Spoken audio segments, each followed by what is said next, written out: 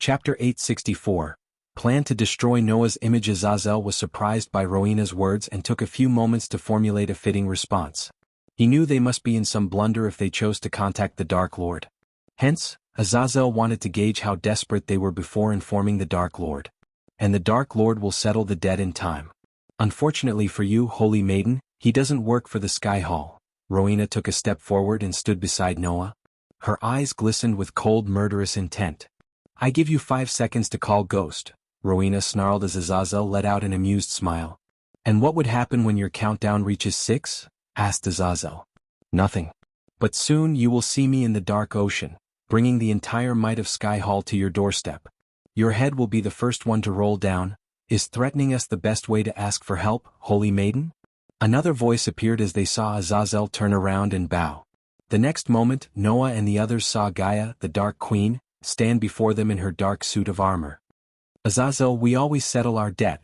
Gaia looked over her shoulder and said to Azazel. Then she turned her gaze back to Rowena and Noah. You must be in some pretty desperate situation to ask for our help.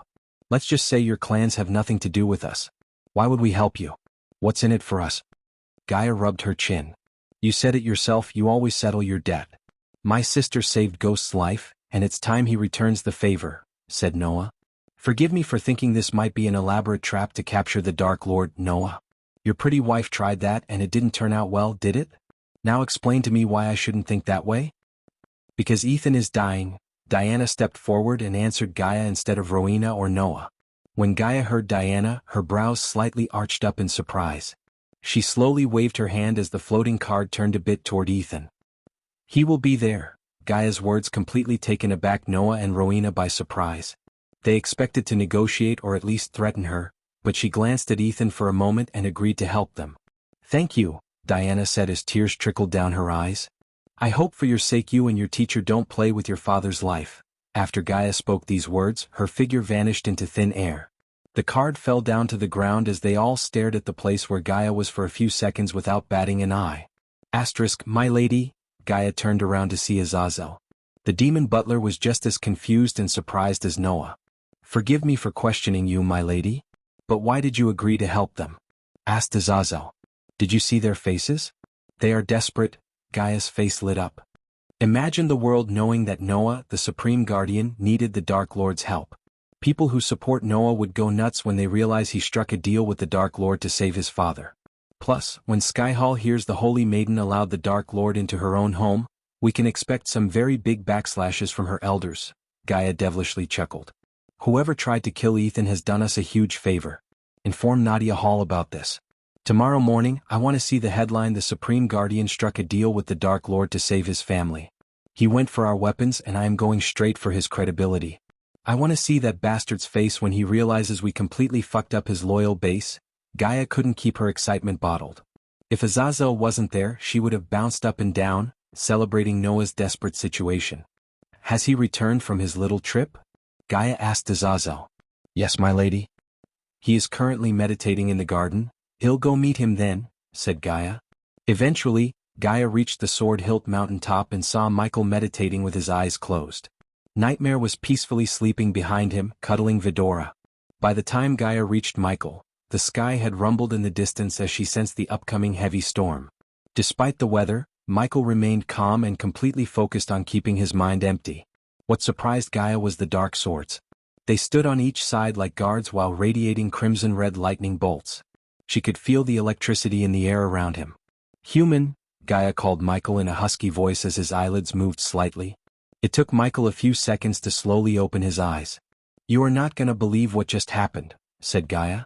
Michael saw her eyes glowing with excitement and became curious. Give me a second. Michael stood up as the dark slowly flew into his sheath. He then proceeded to brush off the dust from his black coat and adjusted his sleeves. I just talked to Noah Winston. As soon as Gaia said these words, Michael was taken aback by surprise. His brows arched up. For a moment, his mind couldn't apprehend her words. Without keeping Michael in the dark, Gaia told him everything. Michael didn't even bat an eye hearing the story. Michael walked to the mountain's edge and glanced at the stormy dark ocean before him. Ethan was one of the few people who helped us without an ulterior motive, Michael said, remembering all his conversations with Ethan. He couldn't help thinking of Diana either. For some reason he felt a strange connection with Diana and Ethan. Besides, Rowena did save his life when the Blood Prince almost punched him to death. So he naturally felt indebted to Rowena, and he hated the feeling of being indebted to someone else. That was the reason why Michael always avoided taking loans from the system. Although Noah was his arch-nemesis, his conscience didn't allow him to ignore Noah's plea for help. Michael knew how hard it must have been for Noah to seek his help out of all people. Furthermore, Ethan and Diana always treated him well, like he was one of their own. Plus, this was a great opportunity to gain thousands of badass points as well as ruin Noah's image among the people. After taking a few long moments to gauge the plus and minuses of visiting Noah's home, Michael finally agreed to help him. Nightmare! Michael looked over his shoulder and called out his dragon. Nightmare opened his eyes and slowly rose up to his feet without waking up Fedora. Since Nightmare was in his true form, he cast a large shadow on the ground, which trembled as he walked toward Michael. "We're going to Penn Town, buddy," Michael said, rubbing Nightmare's warm chin. "I am coming with you," Gaia firmly said. "Keep your eyes open when we reach there." "I have a feeling this assassination attempt has something more to it," said Michael. As much as Michael loved causing trouble for Noah, he didn't wish his parents to die. Michael would never wish someone to be an orphan as he knew what that life would be like. Part of him blamed Noah for failing to protect his parents and loving family. Every time one of Noah's family got themselves into trouble, he had to save them. If anything, Noah should feel grateful toward him. Meanwhile, Noah's team of elites rushed to his home as soon as they heard what just happened during the baby shower. The word of the assassination attempt on Ethan's life spread through the kingdom like wildfire. Supreme Guardian. Neela entered the hall with the others. "We are already sweeping the kingdom as we speak for the assassin. We will find him," said Neela. She clenched her fist, seeing all the blood on Noah's pure white robes and on the ground. Rowena completely ignored the guardians and sat beside Ethan, keeping the wound closed with the ice. Sabrina sat next to Rowena and held Ethan's hand as tight as she could. On the other hand, Diana remained without shedding a drop of tears. She firmly believed the Dark Lord could save Ethan's life. Diana's mind imagined new ways of killing the assassin and whoever sent him. After taking care of Ethan, tracking down the assassin would be her top priority. Even if the assassin ran to the edge of the world, she would find him and show him what would happen if someone dared to touch her family. "You guys secure the perimeters and keep everyone away from Ghost?"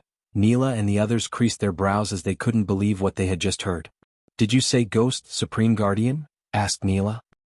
"He is the only one who could lift the curse put on my father," said Noah. After Neela and the others heard Noah, their minds went blank. As a result, complete silence swept across the hall until Neela opened her mouth. "You cannot do this, Supreme Guardian." "There must be another way," said Neela. "What if this is all his plan? How can you know he wasn't the one who sent the assassin?" asked Neela. To their surprise, it was Diana who answered Neela, not Noah. "He didn't," Diana simply said as everyone turned their gazes toward her. "My lady dash," Diana raised her hand, abruptly cutting Neela's words short. "If he wanted Ethan dead, he would be 6 feet down on the ground by now," Diana said without bothering to hide her killing intent. The murderous rage in Diana's eyes startled Rowena as she had never seen her mother like that. Granted, Ethan was just stabbed, and her mother was not in her usual self, but still, the murderous aura Rowena felt around Diana completely surprised her. In Rowena's eyes, Diana seemed like a new person. "Find the assassin and figure it out. If you find him first, he will be alive." Diana openly issued a threat, giving no shit about the Guardians. The one before them at that moment was not Diana but Harriet Hunt. Just a glimpse of her former self freaked the hell out everyone, including Noah and Rowena. "I will face the consequences of my actions later. For now, this is my order. Go and secure the area and do not make any moves on the Dark Lord," Noah ordered his team. Chapter 865. The Dark Lord is in Noah's home under the starlight and silvery moon. The shadows of the trees danced upon the Winston Manor. The leaves flickered like candlelight, creating a new picture from moment to moment. Amid the perfume of the summer blooms, feeling the cool of the evening wash over the Penn Town as the waves kiss sun-warmed sand. The green-colored atmosphere was getting mixed with cloudy light. Little showers of rain were blowing down on the manor as the soldiers and the guardians patrolled the area vigilantly. They were all informed about Noah's decision to summon the Dark Lord. Hence, the soldiers looked pale and gawked at the sky, expecting the Dark Lord to arrive anytime. The sun slowly disappeared from the horizon, paving the way for the darkness to conquer the land. When the stars peeked through the night sky and the silvery moon bathed the land with its dazzling light, the nobles who left the manor returned. This time they stayed in the air, keeping their distance from the Winston Manor. Many were still on their way to the Winston Manor, and Zanali was one of them. Since she was a guardian and lover of Noah, she was granted permission to descend down within the main gates. Guardian Captain, Alvaro the Dark Lord's inside man, greeted Zanali with a bow. "Where is the Supreme Guardian?" asked Zanali as she rushed into the home. Inside, Alvarado didn't even finish his words as Zanali entered the hall, leaving him behind. Unlike the rest of his team, Alvaro chose not to stay inside. Ever since he started to work for the Dark Lord, he felt uneasy looking Noah in the eyes. To keep his nerves in check and remain calm, Alvaro patrolled the manor alone. His hands shivered, thinking about the Dark Lord and the Supreme Guardian under the same roof. Deep down he couldn't wait to see them slaughter each other, and that way he would be a free man once again. Recently he was ordered to learn where Noah keeps the inventor they rescued from the dwarves. Apparently, Noah didn't trust his elites enough to reveal the inventor's location. Except for Noah himself, no one in the guild knew about the location.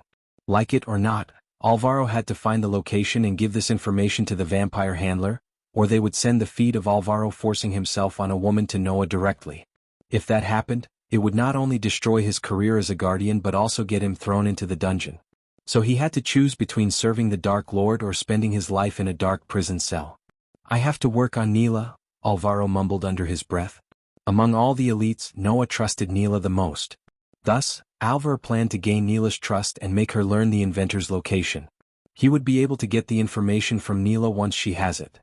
While Alvaro was formulating a plan to learn Hammond's location, Zanali reached Noah and tried to talk him out of his plan to call the Dark Lord for his aid.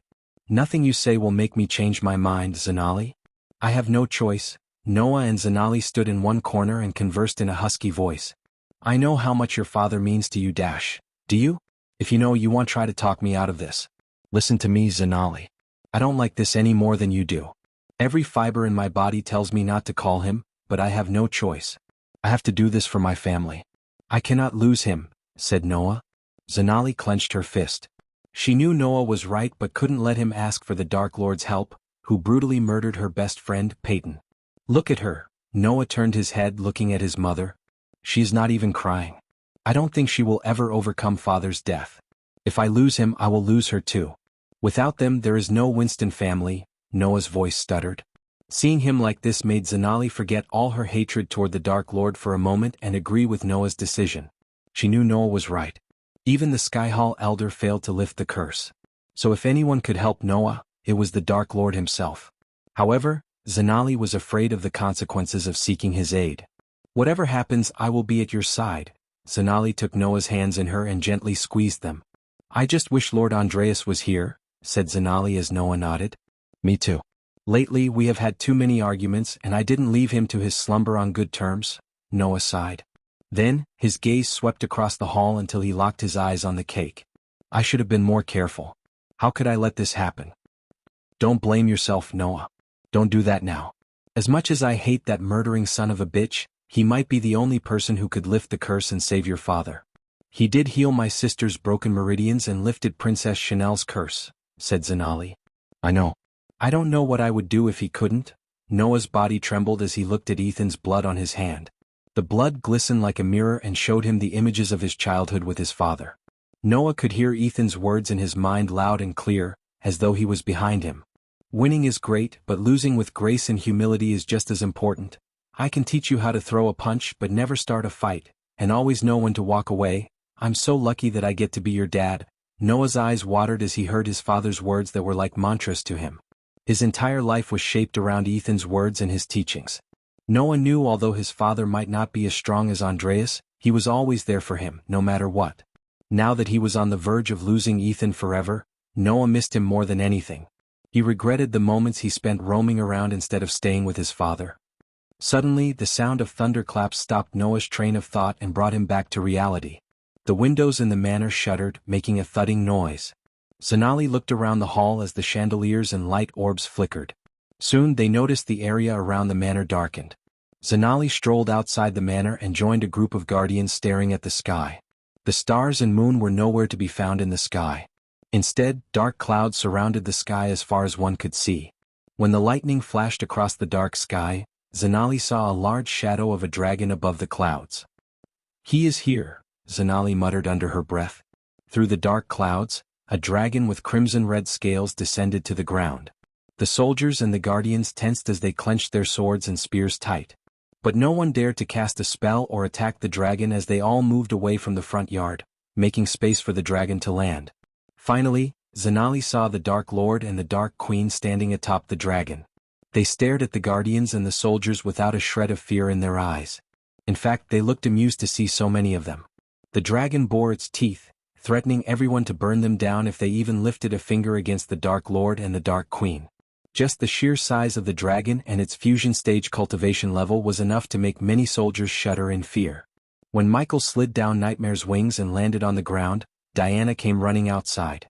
As soon as she laid her eyes on his smiling face, all the worries and sadness drifted away from her heart.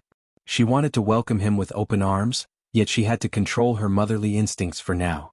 The nobles who witnessed the Dark Lord walking into the Supreme Guardian's home gasped in shock. Nadia Hall was in the crowd, watching and recording everything to put in the newspaper the next day. Under their shocked gazes, Michael made his way into the home and met Diana before the doorway. "I wish we had met under different circumstances, Lady Diana." Diana stood before Michael like a statue. "Everything will be all right," Michael said with a reassuring smile. Whenever he saw this woman, he felt a deep connection with her to the point he wanted to wipe those tears off her face. He couldn't see her shedding tears. Michael knew words weren't enough to make her feel good. Thus, he entered the hall with the system screaming in his head.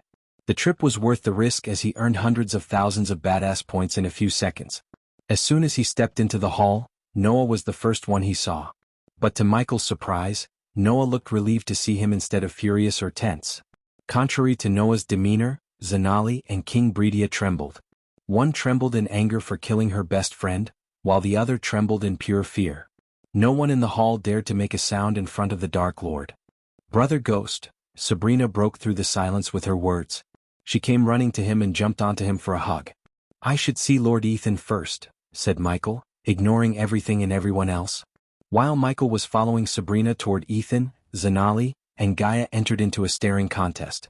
This was the first time they met each other in their real form since Zanali threw Gaia in prison. The tension between them was certainly high. One could see the burning rage in Gaia's eyes. She took a couple of steps and met Zanali in the middle. "Gaia," said Zanali. "Zanali," said Gaia. "Believe it or not, Father still regrets breaking your meridians. He even wants to see you again," said Zanali. Gaia let out a murderous chuckle. "What? Is he tired of living?" "I am asking this because," Gaia slowly leaned forward, "I want to drag his ass off the throne and put an arrow through his heart," Gaia whispered into Zanali's ear. Chapter 866. Do you see the hypocrisy? Leaving Zanali in shock, Gaia returned to Michael's side. Zanali knew Gaia always hated her father, but she never thought Gaia actually wanted to kill her own father. The killing intent she saw in Gaia's eyes was real, very real. Ethan was laid to rest on a white sofa that turned completely red with blood. Michael dropped to one knee beside Rowena. The sound of lightning bolts crackling around the two swords on his back made Rowena's neck hair stand up. If not for Ethan's current state, everyone would have been stunned by the dark swords. Tiny crimson-red bolts of lightning crackled around the three dragon-coiled hilts that were sticking out of the sheath as Michael simply greeted Rowena with a nod. "Can you lift the curse?" Rowena asked Michael. The cold Bowtie's eyes were mixed with grief, helplessness, and anger. But she was good at hiding her emotions. Even when her father was on the verge of dying, she remained stoic and calm. "I can." Michael's simple answer lifted an immense weight from everyone's hearts and rekindled the light of hope once again. He glanced around the hall to see everyone's reaction until his gaze fell on Bai Ning. She was frozen up to her neck. Judging by the thick layer of bone-chilling ice around her, Michael could tell the old woman did something foolish enough to make Rowena freeze her. "I never thought I'd see you again," Michael said, calmly looking at Bai Ning. Michael's words surprised Rowena as she never thought he knew Bai Ning. "How did you know her?" Rowena couldn't help asking Michael. Without answering Rowena, Michael flicked his wrist as everyone in the hall, except Diana, tensed. They thought the Dark Lord was about to unleash his wrath upon them. "Relax." Gaia waved it off as Michael took out a crystal sphere from his space ring. "What is that?" asked Noah, creasing his brows. "Recording crystal." After Michael answered Noah, he turned his head to the side and looked at Rowena. "You asked me how I know her. Well, this is how." Michael placed the sphere on the ground. "Do not listen to his poisonous words, holy maiden," Bai Ning growled.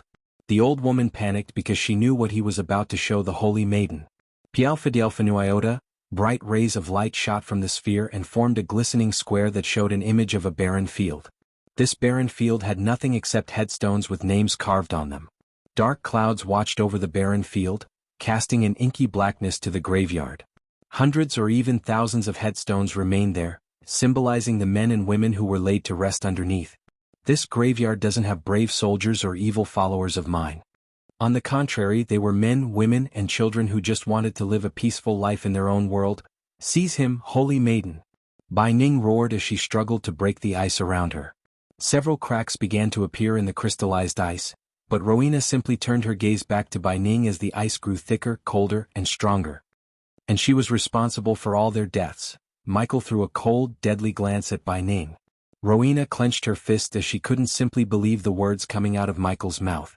"She slaughtered thousands of people, including children, yet you all call us evil. Anyone see the hypocrisy here?" Gaia snarled. "I'm not here to prove myself. If you don't believe me, you can ask her after I lift the curse, which is why I am here," said Michael. He just threw a spark in Rowena's heart and hoped it would turn into a wildfire. Although Michael didn't spend much time with Rowena, he knew just enough to tell Rowena wouldn't have agreed to invade Itnes and slaughter the natives. "I heard no such reports of slaughter," Rowena coldly said as Noah agreed with a nod. "That's because it happened in another world," Gaia simply answered Rowena and turned her gaze to Bai Ning. "Why don't you ask her yourself?" Gaia pointed at Bai Ning. "Judging by how everyone looks, it seems this granny hasn't told anyone about her little adventure to another world." Gaia folded her arms as she stared at Bai Ning, who opened and closed her mouth like she was searching for a suitable answer to give Rowena. "As I said, lifting the curse is why we are here. To do that, I need those two out of here," Michael said to Noah, pointing at King Breedia and King Porter Forbes. Without saying another word, Porter made his way out of the hall.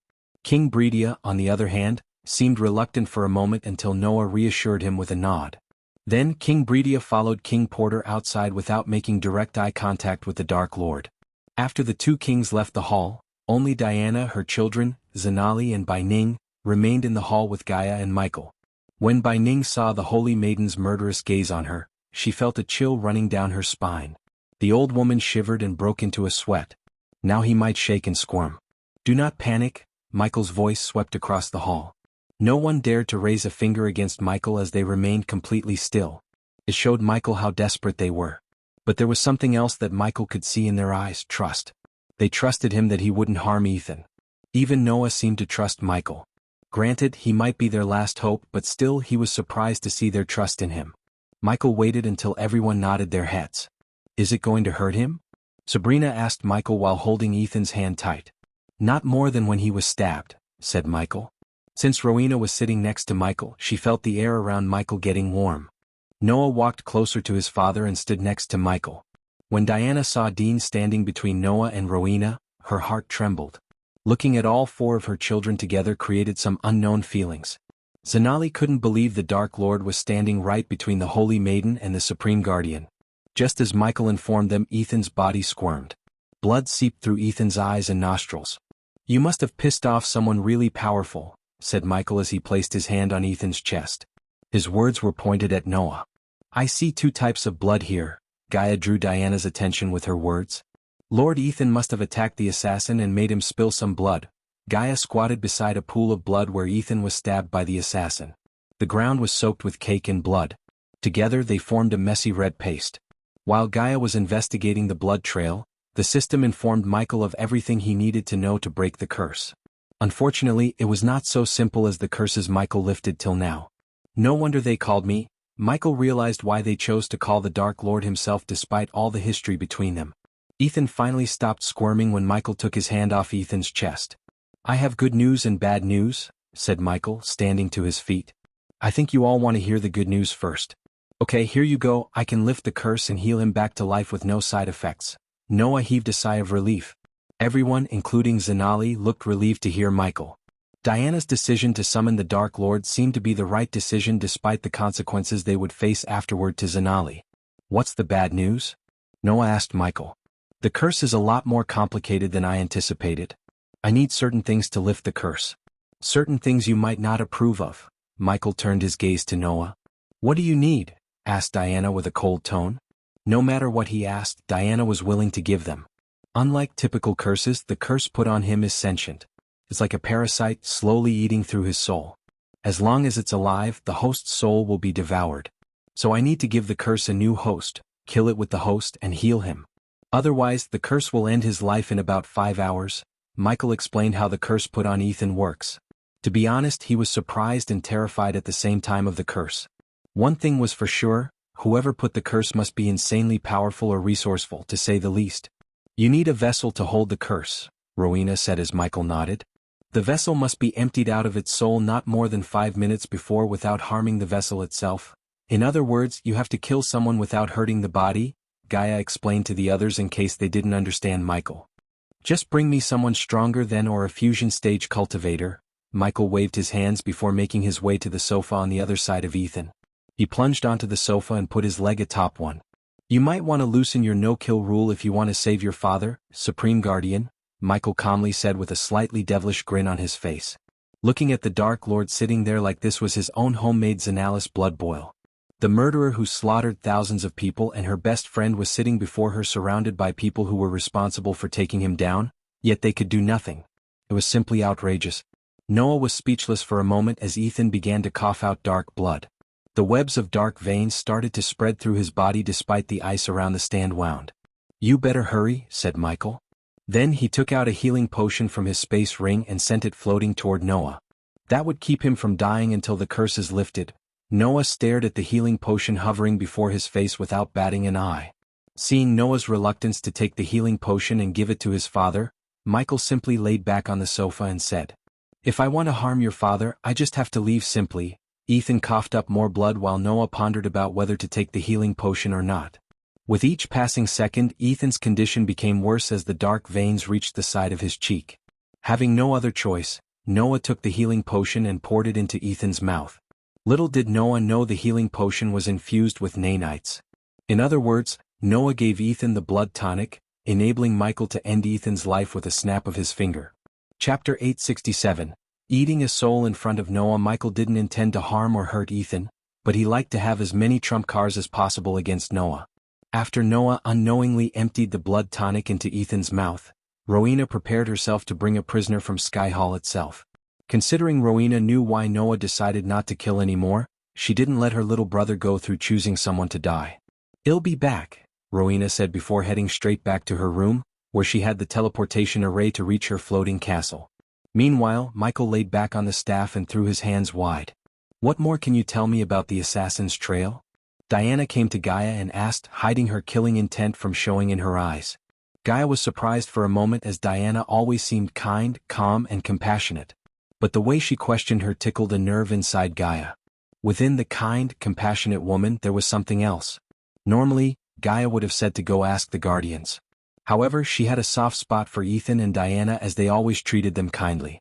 Because of the kindness Diana showed Michael, Gaia helped her a bit. Of course, Diana was an expert hunter, probably one of the best trackers, yet at that moment her mind was in disarray. Hence, Diana sought Gaia's help, another best tracker. Gaia pointed at the pool of blood near the cake. The assassin was clever enough to avoid leaving a blood trail of his own. An artifact he wore quickly closed the wound on his shoulder before he disappeared, but not before shedding some blood onto the ground. Unless one was a Naga, the blood on the ground would look the same. Since Gaia was one, she was able to see two distinct bloods on the ground. You may not notice, but there are two types of blood here. One belongs to a human and the other. Gaia dipped her finger inside the blood and brought it before her eyes. She started at the blood on her finger for a moment. If I have to guess, a beast man, Gaia said. Beast man, Diana mumbled under her breath. Gaia had no idea, she just gave Harriet Hunt her next target location. Even if it took Diana to search the entire kingdom and kill hundreds of beastmen, she would find the assassin or at least a clue about him. While they were waiting for Rowena to bring someone for Michael to kill, they heard a door creaking open. As they looked up at the second-floor balcony, they were surprised to see Princess Catherine and Andrews. When Princess Catherine and Andrews saw the Dark Lord leisurely sitting in their main hall, they were startled to the core. You! Princess Catherine growled as she climbed down the stairs with a large belly. Andrews supported her in climbing down the stairs. Fortunately, Andrew saw Noah and Zanali in the hall, which gave him the courage to stand still without shivering in front of Ghost. Andrew still had nightmares of the time he almost got beaten to death by Ghost during the tournament. "What are you doing here?" "Noah, what is he doing here?" Catherine growled. Compared to the fact the Dark Lord was here, Ethan became less important in Catherine's eyes. One couldn't blame her though, as any mother would be freaked out to share a space with the man who slaughtered thousands of people without discrimination and destroyed an entire kingdom. Catherine felt a chill when Gaia walked past her, giving her a devilish grin. She sat beside the Dark Lord and waited for Noah to respond to Catherine. "Everything is under control, Catherine. He is here to help, Father. Are you out of your mind, Noah?" Catherine raised her voice. Unfortunately, Catherine still hadn't moved on from the time Michael beat Andrew to a pulp, slaughtered her father's royal guards, beat him to a pulp on his own throne, and threatened to kill her and her unborn child. Her anger and fury blinded her intellect. Usually Diana would have shut her up, but Diana was too focused on the pool of blood. She was formulating a whole new plan to invade the Beastmen kingdom and track down the one who sent the assassin. "You are the Supreme Guardian. How could you trust this evil murdering?" Catherine gritted her teeth as her mind went blank in overwhelming anger. "I see you haven't changed a bit over the past years," Gaia calmly said. "Why are you here?" "Go back to the shelter and stay there," said Noah. "Do you think we'll be safe when he's here?" Catherine rebuked. "So riddle me this, princess. If I am so evil like you claim, isn't it better to keep your mouth shut, especially with a baby inside you?" Michael's simple question made Catherine quickly shut her mouth. Noah clenched his fist, seeing Ghost threatening his own family in his own home. However, he had to keep his anger under control. After all, Ghost was the only one who could save Ethan.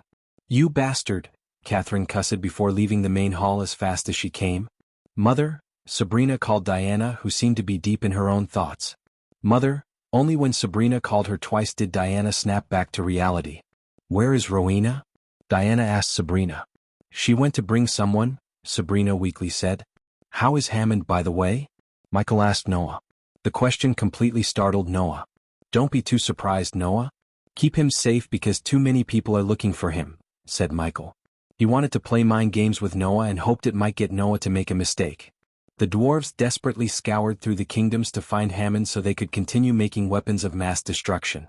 On the other hand, the Empress wanted Hammond to answer for his crimes one way or another. Noah wanted to keep Hammond safe and use his brains for good. In simple terms, they all wanted Hammond to be alive. That was where Michael differed. Unlike them, he wanted Hammond dead. Not that Michael was afraid of his little toys, but Hammond could become an annoyance to him and an asset to Noah. And that irked Michael in the wrong way. "That includes you, right?" Noah coldly asked. "I am actually surprised that you keep him safe instead of putting him on trial for his crimes." Michael ignored Noah's question and talked about Hammond's crimes. Just as Michael expected, Noah's eyes glistened with doubt and shock. "Am I the only evildoer and criminal in your eyes?" Michael chuckled. "Hammond is not a criminal," Noah said. "He didn't tell you, did he?"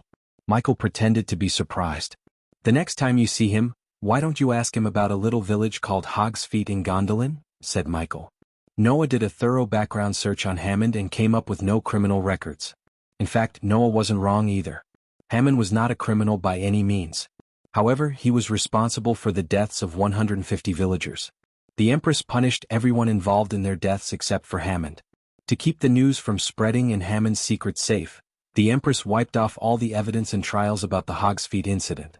The village just simply vanished from the face of the world, and the map, and no one had ever talked about it until now.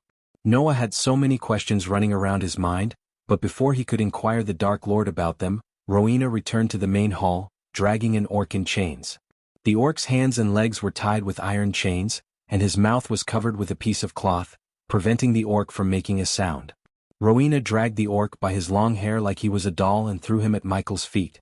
"Hey, race your vessel," Rowena said. "What did he do?" Noah asked Rowena. "Went rogue and slaughtered innocent people," Rowena answered Noah while looking at Bai Ning. She wordlessly told the old woman that if what the Dark Lord said about her was true, she would suffer the same fate as the orc. Michael calmly rose from the sofa and lifted the orc by his neck in one hand. Suddenly, the light orcs and the chandelier started to flicker. Soon, the light they produced was snuffed out by an invisible force. Instead, darkness occupied every inch of the hall. Zanali took a step back due to her subconscious fear and saw the orc squirm in the Dark Lord's hands. The light coming through the windows and the door barely illuminated the white smoke emerging from the orc's mouth. Noah saw Ghost inhale the white smoke as the light of life slowly left the orc's eyes. Every fiber in Noah's body told him to stop Ghost from killing the orc, except he knew it was the only way to save Ethan. Besides, he didn't think Rowena would let him stop Ghost. Unlike him, his big sister had no quarrels with killing criminals, and those deserved it. The orc's soul turned into experience points while the badass points skyrocketed through the roof.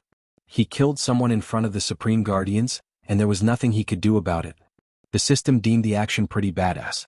After Michael devoured the orc's soul, he threw the empty vessel to the ground and cracked his neck. Gradually, the lights that went out slowly came back to life, lighting the place. "What did you do?" Zanali asked in shock. She had never seen such an act of evil as he devoured the orc's soul completely. The power of eating one's soul made Zanali tremble in fear. Even Noah was startled by this strange power. According to Andreas, one's soul was the key to entering the afterlife. By destroying the soul itself, the Dark Lord made them completely cease to exist without letting them enter into an afterlife. What he did was a punishment worse than death. "He didn't deserve this," Noah muttered. "And Father doesn't deserve this either," Rowena rebuked Noah's comment. She knew the reason behind Noah's no-kill rule and even accepted Noah's decision, although she thought the rule would hinder Noah's progression. However, she would not let Noah's rules hurt her family. Family was everything to Rowena and she would do anything to protect them. Chapter 868, Back to the Fire Realm. Ding. Congrats to the host for killing a fusion stage level 6 orc. The reward is 500,000 experience points as well as 20,000 badass points. The Soul Eater has absorbed the soul of the orc. The host has received 300,000 experience points. Michael received 800,000 experience points in total because of the Soul Eater. If he had simply killed the orc, he would have only received 500,000 experience points. The Soul Eater awarded extra experience points based on how evil the absorbed soul was. Since Michael received 300,000, he could tell the orc led a pretty evil life on contrary to his fellow orc kind. It was an extremely rare occurrence to see an evil orc in the world as the orcs lived peacefully, studying and mastering rune mastery. After shocking everyone by absorbing the orc's soul, Michael felt stronger. He threw the orc's body to the ground and strolled toward Ethan. "The curse won't let us take him outside this hall. So you might want to take a good look at your house," said Michael. "Wait," Noah asked Michael to wait. He then turned his gaze toward Sabrina and Diana. "Mother, Sabi, you two should go to the shelter and stay there," Noah said. Among everyone in the hall, Sabrina and Diana were the weaker, or at least that's what everyone thought. Little did Noah know his mother was a fusion stage level 10 cultivator, pretending to be at the body strengthening stage. Although Michael sensed something amiss with Diana's energy radiation, he couldn't see through her cultivation. The mark put on by the mysterious oracle was strong enough to keep Diana safe from even the eyes of Skyhall. "Sabi, do as your brother says," Diana said, but she didn't seem to be moving an inch away. "No. I want to be at his side," Sabrina shook her head. She looked at Michael for his support, but he stayed away from their family quarrel. "It's going to be dangerous, Sabi. We cannot focus on protecting you once something happens." Noah tried to reason with Sabrina, only to see her ignore his words. "I can fight too," Sabrina bluntly said. Michael noticed Sabrina taking steps toward Sabrina without uttering a word.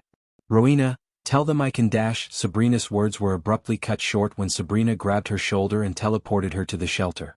In a blink of an eye, Sabrina vanished into thin air. "You know she hates that," Noah sighed. "This is no time to argue," Rowena coldly said. "What about her?" Michael asked, looking at Diana. At least Sabrina was at the soul refining stage. Compared to Sabrina, Diana was weak as a newborn baby. So even if the curse didn't mutate the orc's body and stayed at the fusion stage, Diana wouldn't even be able to survive the battle, let alone fight. According to the system, there was a 98% chance for the curse to make the vessel stronger. Asking Diana to hit the shelter was the sensible thing to do, but it was Rowena and Noah's task, not his. As much as he cared for Lady Diana, he wasn't going to argue with her. If she wanted to stay and become collateral, it was her fate and she couldn't blame anyone but herself. "Don't even think about it." Rowena took a step forward toward Diana when Michael heard Diana coldly warn Rowena. For the first time, Michael noticed the sudden change in Diana's demeanor. Gaia also noticed this change and could tell this woman might not be what she seemed to be. "Mother, you can't be here," said Rowena. In front of her mother, Rowena lost her coldness and turned into a caring child. I will, and there is nothing you can do about it. Diana raised her one hand and refused to leave the hall. Then she turned her gaze at Michael. Ghost, you can begin, Diana said. Noah and Rowena looked at each other as they could tell there was no point in arguing with their mother. To be honest, they hadn't seen her like this forever. As much as they liked Diana to leave the hall, they had no way of making her leave except by force. However, they couldn't bring themselves to forcefully teleport her mother like Rowena did to Sabrina. Wait, Rowena stopped Michael once again. Time is running out. Michael creased his brows. He hated this kind of family drama. Since Michael had no idea how strong Diana was, he thought it was stupid of Diana to stay in the hall. If he was in Noah's place, he would have teleported Diana by force without giving a second thought. After all, it was better to suffer Diana's wrath afterward than cry beside her dead body. Unfortunately, Noah and Rowena respected Diana to the point they didn't even dare to raise a finger against her word. In Michael's eyes, it was pretty stupid. Do not let her out of your sight, Rowena warned Noah as she finally accepted that Diana was not going to leave the hall. Here we go, Michael mumbled as he placed his hand on Ethan's chest. System, start the process, Michael ordered the system. Zanali and Gaia strolled toward Ethan and stood beside their lovers. They all stood around Ethan in a circle and completely ignored by Ning. None of them batted an eye as they stared at Michael's hand on Ethan's chest. Soon they heard a strange otherworldly whistling noise as Ethan groaned in pain. The whistling sound gradually turned into a scream, an angered scream.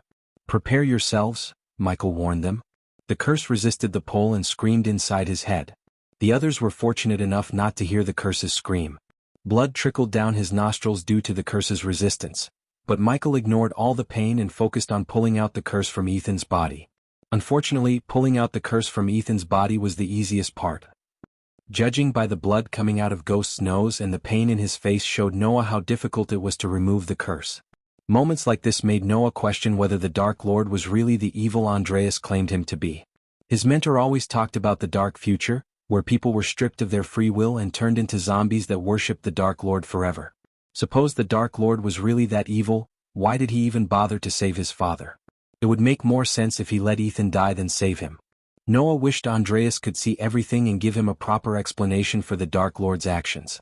At that moment, Noah had no other explanation that the Dark Lord had humanity and was grateful enough to save his ally. As the screaming sounded louder and louder, they all saw a ball of red glow coming out of Ethan's chest. The ball of light frantically vibrated under Ghost's hands to get back into Ethan's body. Michael grabbed the ball of light with both his hands and turned his gaze at Noah. Lift his body, Michael motioned to Noah to lift the orc's body. Noah immediately picked the orc by his shoulders as Michael looked at Rowena. As soon as I send this curse into the orc, teleport Lord Ethan somewhere else. Can you do that? Yes, Rowena bobbed her head up and down. Meanwhile, Noah held the orc straight by his broad shoulders. Fuck, it's stronger than I thought. Michael gritted his teeth as he slowly moved the ball of light toward the orc's mouth. Bai Ning watched the scene with open mouth. She was completely speechless by the power she felt from the curse. What shocked her more was the power radiation from the curse felt just the same as the power radiation she felt from the mysterious lord she talked to. The old woman was spot on, as the curse indeed originated from Andor, the god of space and time. But although Andor ordered Sky Hall to attempt to assassinate Ethan and created the curse, he didn't intend to curse Ethan. On the contrary, Andor just wanted an assassin to try to kill Ethan, then blamed the Dark Lord for the attempt on Ethan's life and expected Noah to retaliate. His plan took a turn when someone switched the assassin's blade with the cursed dagger. As a result, the assassin cursed Ethan when he stabbed him with it. Since Ethan cut the assassin with the dagger when he fought back, the assassin got cursed in return. Hence, even if Diana managed to find the assassin, he would be long dead unless Andor himself appeared to save the assassin. Despite the curse's counterforce, Michael was strong enough to resist the curse and move it to the orc. Cut him open, Michael said to Noah, gritting his teeth. Noah immediately flicked his wrist as the white-hilt sword appeared in his hand. Without wasting a second, Noah stabbed the orc from behind and cut his chest open. Michael growled as he pushed the ball of light into the bleeding cut. The moment Michael pushed the ball of light, aka the curse, into the orc's body, Rowena emptied a healing potion down Ethan's mouth and teleported him to the shelter. As soon as Ethan disappeared from the main hall, a blast of energy shot out of the orc and sent everyone around flying away. Even Michael couldn't escape from the blast as he hit the wall pretty hard, forming a human-sized hole in the wall. Arga! A roar of agony echoed through the entire kingdom. The thunderous roar made everyone immediately close their ears. Michael managed to lift his head and look at the orc. He stood where Ethan was, with dark webs running through his body. The orc's eyes literally glowed like someone lit a fire in them. In a few seconds, the orc's jade-green body turned darker with all the webs of cursed energy. When Michael was about to rise to his feet, the orc let out another roar. The last thing Michael remembered before everything turned black was the house crumbling down. He felt the space around him distort, the feeling similar to activating a teleportation array. Just as he thought, the darkness faded away, revealing a barren red land under a stormy sky. "Where am I?" Michael asked as he looked around. "Fire Realm?" he heard Rowena's voice from the side. Chapter 869. Sealbearer. The Fire Realm was a seismically active landscape, with streams of flowing magma and expanses of semi-molten rock and hardened purple stone. The land was studded with small volcanoes and flame spouts, which regularly spurted a flaming gas. The temperature was hot enough to melt a body-strengthening stage cultivator like a wax statue. Due to the volcanic ashes and specks of flame in the air, nothing could be clearly seen by the naked eye. If the volcanoes weren't bad enough, the sandstorms and occasional thunderstorms worsened everything. Diana slowly picked herself up from the ground and looked around her to see where she was. The curse teleported her into a canyon surrounded by semi-molten rock and flowing magma. Just the sight of it helped her realize where she was. Although the realm looked somewhat similar to the demon's grave, the temperature was much higher than the demon's grave. As a result, Diana realized she was teleported to the Fire Realm. Unfortunately, she was not a stranger to the Fire Realm. "I need to find my kids," Diana mumbled under her breath. Since the orc teleported them here, Diana guessed slaying the orc might teleport them back to Pen Town. But before that, she had to find her children. She hoped they weren't in trouble. Ignoring the sandstorm, Diana made her way forward. She tore her sleeves and covered her mouth with the cloth. The storm became worse by the second. Onward she went, searching for her children and the orc. On her way, she spread her senses to detect any threats around her. The last time Diana was here, she almost burned down the entire Hell City, the only settlement inside the Fire Realm. Instead of scouring through the entire realm blindly, Diana decided to reach Hell City and hoped her children would share the same thought unless they came across the orc first. For a moment she had to be optimistic. When Diana's senses detected no threat or life signs around her, she quickly ascended into the air and flew out of the canyon. A few seconds later, Diana landed on a naturally formed stone structure. From atop, she could see Barrow Land outside the canyon. Unfortunately, she still couldn't locate Hell City. Luckily for her, she had a compass in her space ring. It was given to her by her mentor when she was training to be the next Holy Maiden. Never in a million years, Diana thought she had to use the compass once again. But she had no other choices considering flying in higher altitudes would attract monsters that roamed the sky. She wanted to avoid unnecessary battles while she was in the Fire Realm. With a flick of her wrist, Diana took out a compass made out of emerald green metal. The needle and the letters were etched with gold as the glass covering the compass had several cracks. Holding the compass in her hand brought down some memories she really wanted to forget. For a moment, she shoved these memories back into her mind and held the compass in her palm. The needle slowly moved until it stopped, pointing at the southwest side. Hell City. Diana heaved a heavy sigh before putting the compass back into her space ring. But when she was about to fly toward Hell City, Diana heard something fall onto the ground with a loud thud. She turned around and to her surprise she saw Bai Ning, still trapped by Rowena's frost. Despite the scorching hot temperature, the frost held Bai Ning firm. Except for a few cracks, the ice shell looked unharmed by the Fire Realm. "Arg!" Bai Ning growled as she tried to break out of the ice crystal. But when she saw Diana, she heaved a sigh of relief. "Diana!" Bai Ning called out to Diana as she slowly made her way toward the old woman. While she was walking toward Bai Ning, her mind replayed Michael's words. "She slaughtered thousands of people, including children, yet you all call us evil. Anyone see the hypocrisy here?" Gaia's voice sounded inside her head. "You have to bring me to that flowing lava?" Bai Ning looked at the molten lava canal flowing deeper into the canyon. The ice crystal trapped her within was created by a HAL Immortal. Usually she could have shattered it without breaking a sweat. However, the cold flames boosted Rowena's power to the next level. Every spell in her arsenal got strengthened by the primordial flames, especially the spells related to the water element. That was why Bai Ning couldn't easily break the crystal. Of course, she could break out of the crystal in time, except Bai Ning didn't want to be trapped in the crystal for long. She was a sitting duck to the monsters roaming around the fire realm. They might not be able to kill her, but it didn't mean it wouldn't hurt when they chewed through her skin and bones. Some of the monsters in the fire realm were even capable of killing an immortal and eating their souls, just like the Dark Lord absorbed the orc soul. Hurry up, Bai Ning rushed Diana. In her rush to break out the crystal, Bai Ning overlooked the killing intent in Diana's eyes. But not for long. When the old woman saw how slow Diana was walking toward her, she felt something was amiss. Is there a monster nearby? Bai Ning quickly asked Diana when a sword materialized in the latter's hand. Yes, Diana coldly answered Bai Ning. You have to hurry. If I don't get out of this, we are both doomed, Bai Ning urged. Can you see how strong the monster is? Bai Ning asked as she tried to sense the monster herself. When she sensed no monsters around, Bai Ning creased her old brows. It's right in front of me, Diana coldly answered Bai Ning again. The calm and kind woman Bai Ning knew was nowhere to be found in the woman before her. She seemed different, like a natural-born killer, a wounded predator. Those eyes staring at her burned rage and pain. What are you blabbering about, woman? Bai Ning growled. The old woman was losing her patience with Diana until she saw something she couldn't believe. The ball of light blinded Bai Ning and made her close her eyes. Primordial flames? Bai Ning muttered. The bright light blinding her was a primordial flame. Bai Ning had no doubts whatsoever. Nothing else could radiate such pure energy. The question was how this weak, feeble woman wielded the primordial flame. Even with her eyes closed, she could see the brilliance of the primordial flame. Under the light flame's heat, the crystal around Bai Ning began to melt down. When Bai Ning felt the crystal loosening, she slowly opened her eyes. She had so many questions in her mind, but before she could ask, Diana raised her sword.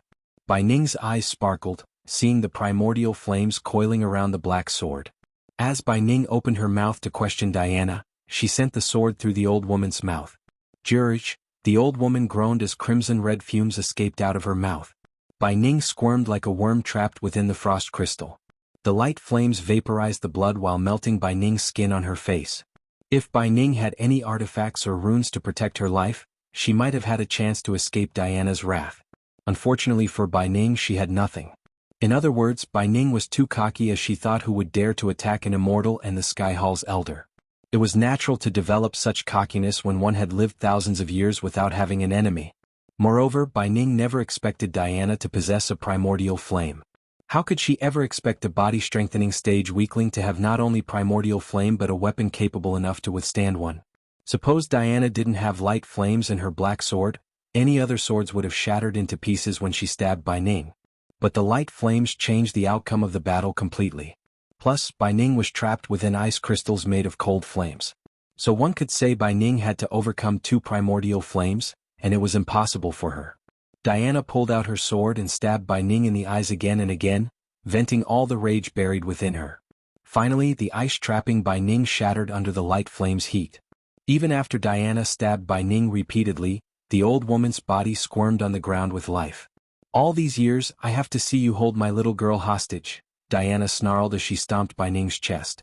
I watched you turn her into the Holy Maiden, a weapon to be used against my sons. Diana kept stomping Bai Ning's chest until her ribs shattered. The boiling rage she felt activated the ancient god's blood in her body, temporarily boosting her cultivation power to the half-immortal stage. Diana even tripped down in pure rage and hit the ground on her knees. You will manipulate her no more. Diana started to stab the old woman and went crazy. Blood spurted out, painting Diana's white robes red. She didn't stop stabbing her until the old woman's body was in pieces. When she stopped, there was no body on the ground for her to stab, just some pieces of burnt flesh remained. Finally, Diana let go of the black swords and put out the light flames. She started to breathe heavily as she fell down to the ground beside Bai Ning's pieces. When Diana thought everything was over, a black lightning bolt struck the ground where she killed Bai Ning and blasted Diana away. The black lightning existed for just a split second. During that split second, a glowing rune resembling a black skull appeared from Bai Ning's blood and vanished along with the lightning bolt. Unknown to Diana, she destroyed a seal designed by the past Dark Lord. As a result, the array placed between the mortal realm and the god realm weakened. If all those seals were destroyed, the war between the mortals and the gods would finally start. Chapter 870. Gaia vs. Zanali. Somewhere else in the fire realm, Gaia and Zanali landed on a barren land. There was nothing except a few boulders as far as they could see. Gaia picked herself up and brushed off the red sand from her black dress. When she saw Zanali a few meters away, she let out a devilish grin. Gaia clenched her fist as the APD injected a healing potion into her bloodstream, lessening the pain of hitting the ground hard. She didn't worry about Michael because she knew he could take care of himself. Besides, she was too focused on Zanali to think about anything else. This was a golden opportunity. They hadn't been alone since Zanali was 6 years old. At that time, Gaia tried to smother Zanali to death with the pillow. She would have succeeded if it wasn't for a maid who managed to stop Gaia at the wrong time. Since then they had never let Zanali alone with Gaia. Zanali growled and slowly stood up to her feet. Her brows creased as she realized where she was. However, her creased brows froze on her face when she noticed Gaia walking toward her. Zanali's instincts screamed at her as she prepared herself to fight Gaia. Anyone with a single brain cell could tell there was no way Zanali could defeat Gaia, no matter how many legendary spells she had in her arsenal. Gaia was at the half-immortal stage level 4, while Zanali was just at the soul-refining stage. Gaia could kill Zanali without breaking a sweat. However, killing Zanali quickly was not Gaia's plan. "It's you and me alone," Gaia said with her hands behind her back. She slowly circled around Zanali like a predator stalking its prey. "What a poor kitty. It seems like no one is coming to save your ass," Gaia ridiculed Zanali. Although Gaia was a princess just like Zanali, nothing was ever handed down to Gaia. She had to fight for every single thing in her life against her own family. But Zanali, on the other hand, never suffered a day in her life. While she was in Nagaland, Salisi and the kingdom had her back, and when she joined the Guardian Guild, Peyton was there to take care of her. Even after Peyton died, Noah took her under his wings and fell in love with her. All these emotions Gaia had turned into an absolute hatred and rage toward Zanali. Hence, Gaia wanted this fight to last long. "I don't need anyone to save me," Zanali tried to remain calm. "Bitch, you kidding me?" Gaia broke into laughter. The sound of her laughter swept across the barren lands. "You always had someone to look after you." Salisi, Castan, Noah, Peyton dash. "Do not speak her name." Zanali stomped the ground when she heard Gaia speak Peyton's name. Her eyes immediately turned bloodshot, burning in rage. "You and Ghost will pay for what you did to her," Zanali growled as Gaia continued to circle around Zanali. "No, we want," Gaia chuckled. "Even your precious Supreme Guardian had to come to us, to save his own father. If it wasn't for the Dark Lord, your Noah wouldn't have a family right now. He saved Diana from an assassin in her own home. He saved Sabrina from being tortured and turned into a vampire. And now he saved Ethan, who apparently got stabbed in front of all his family. You'd be a fool to think Noah could protect anyone when he can't even protect his own." Gaia spoke slowly as every single word came out loud and clear. "When the sun rises tomorrow, the entire world will know how the Supreme Guardian begged for the Dark Lord's help to save his father." Gaia grinned. "That's your whole plan, isn't it? I knew you didn't help him out of the goodness in your heart. There is no kindness in your black heart, Gaia. I can't believe we share the same blood as our father," Zanali snickered. Surprisingly, Zanali's eyes glistened with a bit of sadness. Despite how Gaia tried to kill her when she was little, Zanali used to look up to her big sister and love her with all her heart. Zanali lost count of how many times she talked her father out of punishing Gaia for all the crimes she committed throughout the kingdom.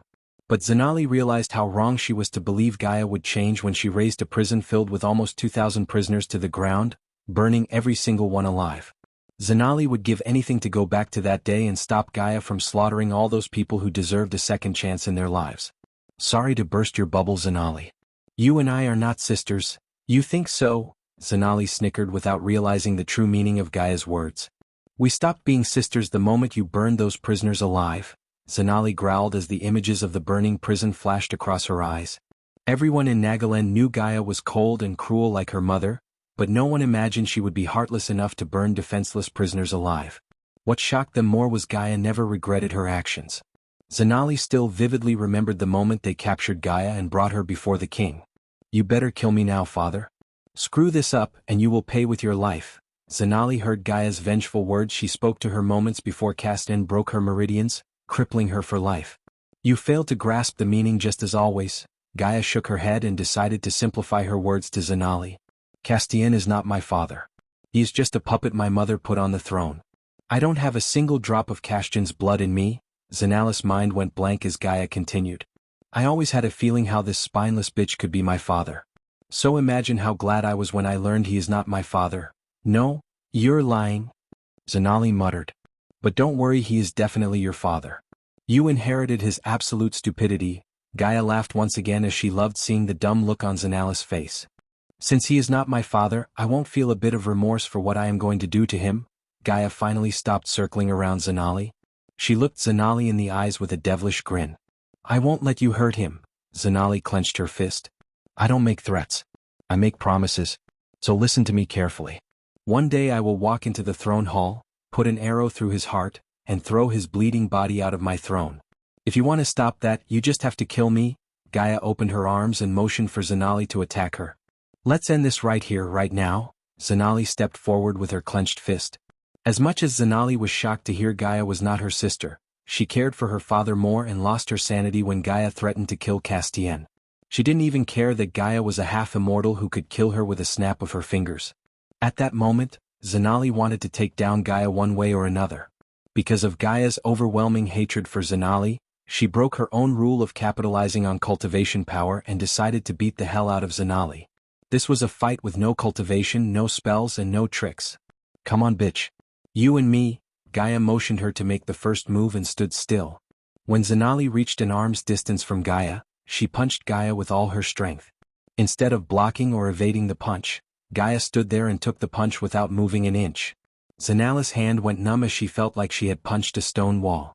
Despite the numbed hand, Zanali repeatedly punched Gaia in the face. When Zanali punched Gaia for the 50th time, a tiny drop of blood trickled down the corner of Gaia's mouth. Zanali stopped punching to take a breath as Gaia spat the blood out and wiped off her mouth. My turn, said Gaia before uppercutting Zanali in the jaw.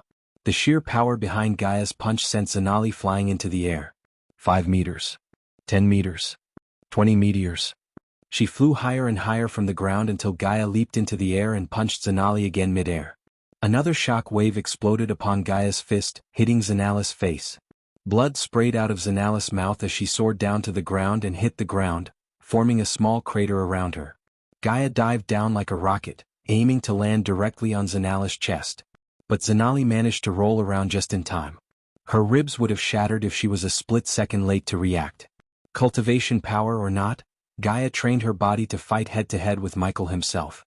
She was strong enough to lift half a ton of marble without even using arch energy. In other words, she was a monster with or without cultivation power. Zanali stood no chance against her. After she rolled away, Gaia landed in the crater as the ground cracked open. Zanali jumped back to her feet and threw her fist, only to see Gaia evade the punch and Spartan kick her in the chest. The kick made Zanali cough up blood while flinging backward like a kite without an anchor. Zanali slid through the ground, leaving a dusty trail. Every bone in Zanali's body ached as blood trickled down from her nose and mouth. Despite the pain, Zanali picked herself up to fight Gaia. You must be a special kind of idiot to think you can win this fight, Gaia said, cracking her fists. It's not the size of the dog in the fight. It's the size of the fight in the dog. Zanali wiped off the blood from her mouth and said, You fight to kill. I fight to save. There is a difference, said Zanali. My stupid sister, Gaia shook her head, disappointed with Zanali. Will and purpose do not matter when you are an ant trying to move a mountain, said Gaia. Come on then. Zanali slowly raised her hand and taunted Gaia to come at her. Chapter 871. Celestial Stage Threat. Gaia dashed at Zanali with one intention: beat her to death. She caught Zanali's fist before it could reach her face and headbutt in return. Zanali's nose broke with a sickening crunch. Blood spurted out of her broken nostrils as Gaia pulled Zanali close to her by hand and kicked her in the gut. Zanali vomited blood and felt her sight blur. Without giving any time for Zanali to retaliate, Gaia lifted Zanali by her waist and slammed her on the ground. Then Gaia kicked her in the gut, sending her flying straight onto the boulder a few meters away. The boulder crumbled down with a loud boom when Zanali collided with it. This is what you wanted, right? Zanali barely uttered these words, coughing up blood. Hearing her words, Gaia halted her steps. Cast may not be your father, but I always thought of you as my sister. Blood oozed out from her nose and mouth. Her pretty turned completely red from the blood. That's not going to work on me, Gaia snickered. Show me one loving little sister who ordered her big sister's meridians to be broken. Gaia's words were filled with rage and pain. Everyone blamed her for trying to kill Zanali when they were little. But no one bothered to ask why she did that. Since the day Zanali was born, Gaia was thrown away like a broken Troy. She received no love from her family, including her own father. While Gaia was having nightmares, Zanali slept peacefully in her mother's and father's embrace. The lack of attention and love turned into jealousy, and jealousy turned into hatred. Gaia thought she could get over the pity-hatred, but Zanali made it worse when she and Salisi ran the kingdom into the ground with their new policies and rules. Once Castian decided to give the throne to Zanali instead of her, Gaia finally snapped and went berserk. The source of all her hardships and problems was Zanali. If Zanali had never existed, she wouldn't have experienced everything she did. It was either breaking your meridians or killing you. You are here because of me, because of what I chose, Zanali said, struggling to rise to her feet. As much as her mind wanted to fight, her body was beyond exhausted. Every fiber in her body ached, begging her to close her eyes and give up. Your life is a handout I gave you, Zanali's voice stuttered. On the verge of death, Zanali remembered all her good memories with Gaia, although there were only a few. One of those good memories was the time Gaia came to her aid when a couple of tyrants tried to bully her without knowing she was a princess. Zanali could still vividly see how Gaia nearly beat those guys to death, shouting they deserved to die for laying their hands on her sister. Zanali had to stop Gaia from killing those bullies. Even after she grew up, many feared speaking against Zanali as they feared offending Gaia. Like it or not, Zanali felt protected when Gaia was around. After hearing Zanali's words, Gaia dashed at her and grabbed her by her neck. She raised her to the air as Zanali's face slowly turned pale. Go ahead. I can't fight anymore. If killing me will quench your thirst for revenge, do it, Zanali stuttered. Pielfidelfa knew. Forgive me for existing. Zanali closed her eyes and prepared to embrace the sweet death by her sister's hands. Tears trickled down from her eyes as Gaia gritted her teeth. Silence fell over the area as the scorching wind breezed past them. The mere thought that she was alive because of Zanali made her blood boil. Her mind was telling her to end Zanali's life and a future threat to the Dark Army. However, her instincts and heart told otherwise. They told her to spare her life and settle the debt once and for all. At that moment, she wanted Michael to be by her side and tell her what to do. She closed her eyes and tried to feel a connection with him. To her surprise, she saw the sight of her and Michael standing atop the mountain hill, overlooking the dark ocean. You know how much I hate slavery. Debt is a slavery of free men, Gaia heard Michael's words in her mind. After a brief moment of deep thinking, Gaia clenched her fist and let go of Zanali. It wouldn't take a second for her to kill Zanali. However, killing Zanali would make her indebted to Zanali forever. Gaia didn't want to live a life that was handed out to her by the one she hated the most. She would rather die than live the life Zanali gave her. Now that she spared Zanali's life when she could have easily ended her, it settled the debt between them. This settles my debt. The next time you fight me, nothing will stop me from ending your life. Gaia punched Zanali in the face hard enough to knock her out completely. The orc teleported us here, Michael heard Noah's voice. Unfortunately, Michael was teleported to the fire realm with Noah and Rowena. He stood between them and looked around the fire realm. What Noah said was the only explanation for how they reached the fire realm. Michael was surprised that the curse was able to teleport them to another realm. We are not alone, Rowena coldly said. Although they were standing in an empty barrel land with several crates around them, they sensed another powerful being nearby. Rowena's voice had a bit of uneasiness and Michael knew why. The being he sensed was several times stronger than him. To be precise, a half-celestial stage level 3 being. The sandstone blocking their view suddenly stopped and faded away, clearly revealing the empty, barren land around them. Michael wished the land was empty as it looked. Soon, a shadowy figure with glowing red eyes emerged from the ground and hovered in the air. The shadowy figure somehow resembled the orc Michael put the curse in. However, the figure seemed ethereal. A celestial stage being, Noah's brows arched up. Noah, stay behind me, Rowena said to Noah. As the second strongest and his big sister, she felt responsible for Noah's safety. He was the weakest among them. Jianghu. The shadowy figure let out an angry growl. Michael made no sudden moves as he calculated his odds against the half-celestial stage. System, Michael called out the system. The host has a 20% chance of defeating the shadow monster if you fought alone. Suppose the host fought together with Rowena and Noah. In that case, you have a 45% chance of defeating the shadow monster. The system quickly analyzed the shadow monster according to Michael's order and informed him back. Michael did not like the odds at all. However, the system can sense Noah is on the verge of triggering his heavenly tribulation. If he succeeded, the host's chance of winning against the shadow monster would go up to 60%. Noah, go ahead and start the heavenly tribulation. Rowena took Michael by surprise and ordered Noah to trigger his heavenly tribulation. I will cover you, said Rowena. This is not the time for tribulation. Noah shook his head. Michael didn't blame Noah for being reluctant to trigger his heavenly tribulation. Firstly, this was not a safe place for heavenly tribulation. Secondly, anyone would be afraid to start their heavenly tribulation in front of his arch-nemesis. The third reason would be the monsters roaming around the area. You must be at the half-immortal stage for us to have any chance of defeating this monstrosity, said Rowena. The shadow monster calmly hovered in the air as though it was waiting for the trio to make a move. As much as Michael liked to kill a half-celestial stage being and earn those sweet experience points, he remained still. Double-crossing Noah during his heavenly tribulation seemed tricky with Rowena around. It was still too early for him to piss off the Holy Maiden and receive the wrath of the entire Sky Hall. Besides, he knew there was no way of killing Noah without a god-killing weapon. Even if Michael destroyed Noah during the tribulation, his soul would depart and find another vessel. Michael would be in the dark at that time without knowing Noah's new identity. As far as Michael was concerned, an unknown enemy was far too dangerous than the known one. The last thing Michael wanted Noah to have was anonymity. In other words, double-crossing Noah had more cons than pros. Finally, the monster lost his patience as it started to float toward them. Oh, Michael took a step back and slowly moved his hand to the dark swords. Michael would rather fight on his own than depend on Noah. Once he cast the death range and take the full Dark Lord form, he would be at Immortal Stage Level 9. Coupled with the dark flames, he was confident enough to fight the shadowy monster.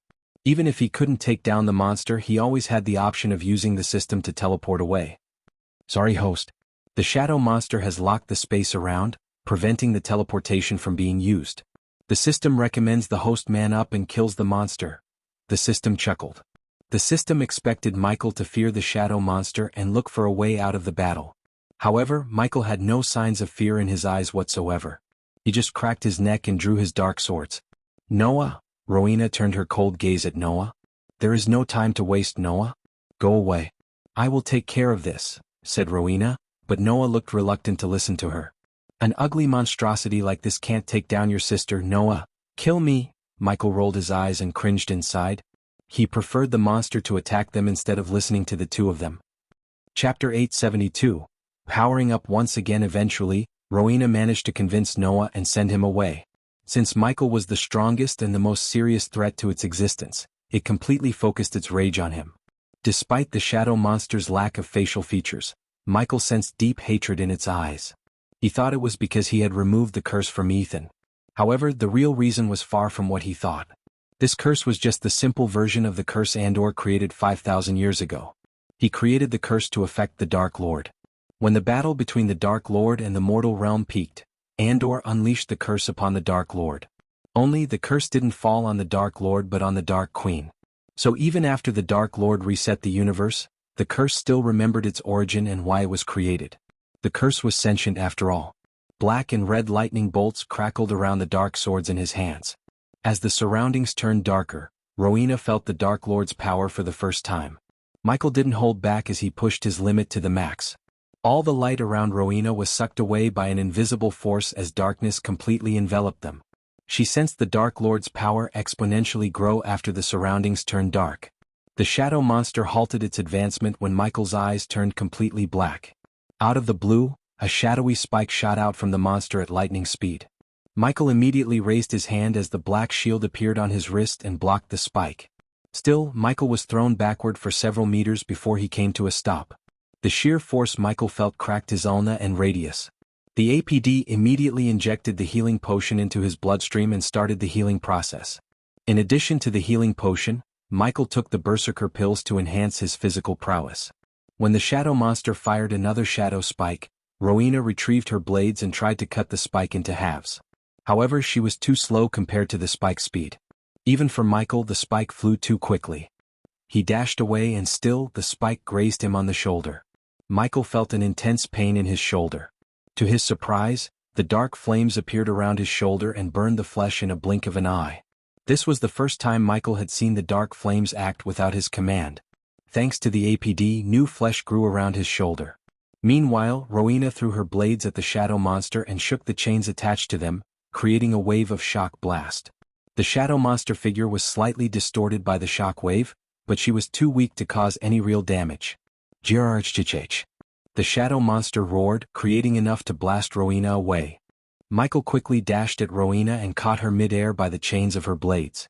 After Rowena safely landed on the ground, Michael threw one of the dark swords at the shadow monster. As the sword soared through the air, Michael raised his other dark sword, sending a bolt of lightning from the tip of the sword. The shadow monster dashed forward as the sword, and the lightning bolt went straight through its shadowy body. Michael immediately dashed out of the monster's path while shooting out dark beams from his eyes. Unfortunately, the dark beams went through the monster just like the sword and the lightning bolt. While Michael was running around the monster, shooting dark beams, Rowena leaped into the air and brought down her blades upon the monster. But the shadow monster created a hand out of the blue and slapped Rowena to the ground. Rowena coughed up blood. The ground around her had several cracks due to the sheer force of Rowena hitting the ground. Her silky smooth skin was riddled with bruises and scars as blood oozed out of the cut on his shoulder. The monster did not stop with a slap as it tried to stomp Rowena to death. Michael immediately raised his hand, sending a powerful blast of wind. The wind blast threw Rowena out of the monster's reach. Without lowering his hands, Michael summoned the dark sword he threw at the monster. The dark sword trembled on the ground for a moment before flying straight back into his hands. After the sword reached his hand, Michael dashed at the monster. His black eyes started to glow red as someone lit a fire in them. Michael decided to fight head-to-head with the monster as he was confident in evading the monster's attack. Although it had the advantage in size and cultivation power, the monster lacked agility like him. The badass points soared through the roof as Michael slashed the shadow monster left and right. He moved with enough speed to leave after images, and Rowena was stunned by how quick he was. As much as Michael liked to slice and dice the shadow monster, its shadowy figure made it impossible to harm it. No matter how many lightning bolts and dark beams he fired, none affected the monster. The more Michael fought, the more he realized he had no chance of winning unless he found a way to transform the shadowy figure into something tangible. Even the ring of fire created with dark flames had no effect. Finally, Rowena drank a full vial of healing potion and jumped back to her feet. She tried to dash at the monster, joining Michael in the fight. At that moment, the monster fired 5 spikes from its body at Michael. He quickly raised the black shield to block the spikes coming directly at him and dashed away to evade the rest. But one spike managed to impale him through the chest. The force sent Michael flying as the black shield fell off his hand. Rowena turned around and flew straight toward Michael without batting an eye. Ha ha ha ha. The monster caught Rowena off guard with its sudden laughter. Instead of pressing its advantage, the monster ran around the blood spilled out of Michael's wound. The monster's devilish laughter echoed through the entire fire realm. Hearing the monster's laughter, more and more natives of the fire realm marched toward the area. Michael's blood, coupled with the shadow monster's laughter, drew the beasts of the fire realm to them. Ghost. Rowena saw Michael picking himself from the ground with the dark spike sticking out of his chest. Seeing the blood flowing out of his chest ached Rowena's heart. This strange pain increased as Michael burned down the spike with the dark flames coming out of his hand. What's it doing? Michael asked Rowena, who stared at him, burning his own flesh. Just looking at the skin melting down sent a chill running down her spine. He didn't even flinch as he continued to melt down the skin until she could see the rib cage. Stop it. Rowena couldn't bear to see him burn himself anymore. It's okay, Michael assured her. Then the skin slowly grew on his chest until the burn wound completely healed, leaving only a mark. We don't stand a chance as long as it remains ethereal, said Michael. Rowena turned around and stood by Michael's side. I might be able to help with that, said Rowena, clenching the blades. The next moment, Michael felt the sudden drop in the temperature around him. He looked down at the blades to see the silver blades slowly turning icy blue. The bone-chilling cold flames surrounded the blades, summoning intense frost upon them. Freezing it? Good idea. Michael gave a nod of appreciation. He flicked his blades and prepared to shut the monster's laughter. But when he was about to take a step forward, he saw several flocks of crows in the air and groups of glass wraiths on the ground. They were all on their way to the shadow monster. Rowena was stunned to see the beasts of Fire Realm, especially the glass wraiths. Although the glass wraiths were relatively weak monsters, killing them was not easy at all. One had to shatter its body until it had no soul energy left to revive itself. At that moment, hundreds of them flocked toward them with one intention: kill them. Contrary to her reaction, Michael had a smile on his face. You stupid dumb fuck, Michael cursed the monster. Not in anger but in excitement. In Rowena's eyes, they were beasts, while in Michael's eyes, they were bags of experience points. If he could kill them all, he would reach at least Immortal stage level 8 without a doubt. At that time, the death range would boost his power to the half-celestial stage. In other words, the shadow monster just ran out of luck. "Do you have a plan?" asked Rowena. "Keep the shadow monster busy while I deal with these insects," Michael calmly said. Without wasting any time, Michael ascended into the air as Rowena prepared herself to fight the shadow monster with the cold flames. Once Michael was in the air, he cast the lightning dash and flew straight toward the flock of giant crows. Even from afar, Michael began to bombard the crows with lightning bolts. The crows flew down from the sky like flies as Michael began to hear the sweet sound of experience points increasing. "Did you miss me?" As Michael was wreaking havoc among the crows, Michael saw a volley of golden arrows striking down the crows. He turned around and saw Gaia in the air with her bow. "What the hell is that?" Gaia asked, pointing at the shadow monster on the ground. The monster tried to fly toward Michael, but Rowena sent a stream of cold flames, interrupting its movements. The cold flames froze the glass rates in the 5-meter radius and shattered them to pieces. As Rowena expected, the broken glass pieces merged together and returned to life. "That's the curse," said Michael while shooting down the crows. "This is not time for explanation. Kill as many beasts as you can," Michael ordered Gaia. With her by his side, he could earn double the experience. Finally, Michael received a golden opportunity to strengthen himself. If everything went according to his new plan, he would be at Immortal stage level 8 by the time this battle ends. Chapter 873. Temporarily reaching half-celestial stage. In the previous chapter, I made a mistake by writing the shadow monster is at the celestial stage. It should have been half-celestial stage. I edited the chapters and changed them to half-celestial stage. Sorry for this grave mistake. Here is the cultivation stages again. Do not worry about these instructions as I updated the chapter first and then wrote all this. So only the chapter word counts, not these comments. Arch sensing stage, foundation stage, body refining stage, body strengthening stage, core formation stage, core strengthening stage, soul refining stage, fusion stage, half immortal half celestial. While Michael and Gaia were striking down the crows in the sky, Rowena headed straight to the shadow monster. Seeing Rowena, a half immortal, surviving a battle with a half celestial being really surprised Gaia. Although the shadow monster was at the half celestial stage, something felt off about the monster to Gaia. She felt it was not a true half celestial. Otherwise Rowena would have been a red mush by now. There was no chance for a half immortal even to survive a second in front of a half celestial unless the celestial wasn't at its peak power. Since Gaia knew more about the celestials than Michael, she didn't think Rowena survived the monster because she was strong. On the contrary, Gaia thought the shadow monster was weak for a half celestial. One reason why the shadow monster seemed weak in her eyes was the lack of physical body. A celestial being could not unleash their full power without a physical body. Celestials often existed in the ethereal form if something was to happen to their physical bodies. For instance, if another celestial being or an immortal managed to kill the celestial being somehow, their souls would escape the body and exist outside until it could find another vessel. While they were in the soul form, they would be at their weakest. Thus, Rowena was able to fight the shadow monster at the half-celestial stage. Many celestials would go to hell and heaven to create another physical body for themselves in case something was to happen to their current one. However, creating another physical body suitable for their soul was not as easy as one would expect. Plus, the shadow monster didn't have many offensive attacks to end the battle quickly. Ding. Congratulations to the host for killing a core formation level 4 crow. The reward is 100,000 experience points and 4,000 badass points. Ding. Congratulations to the host for successfully being a badass. The reward is 7,000 badass points. Ding. Congratulations to the host for killing a core formation level 7 crow. The reward is 100,000 experience points and 4,000 badass points. Ding. Congratulations to the host for successfully being a badass. The reward is 8,000 badass points. Ding. Congratulations to the host for killing a core strengthening stage level 5 crow. The reward is 200,000 experience points and 8,000 badass points. Ding. Congratulations to the host for successfully being a badass. The reward is 9,000 badass points. Michael willed the system to be quiet as the system blew his mind with notifications. The black bolts of lightning from Michael's dark swords riddled the skies and charcoaled countless crows.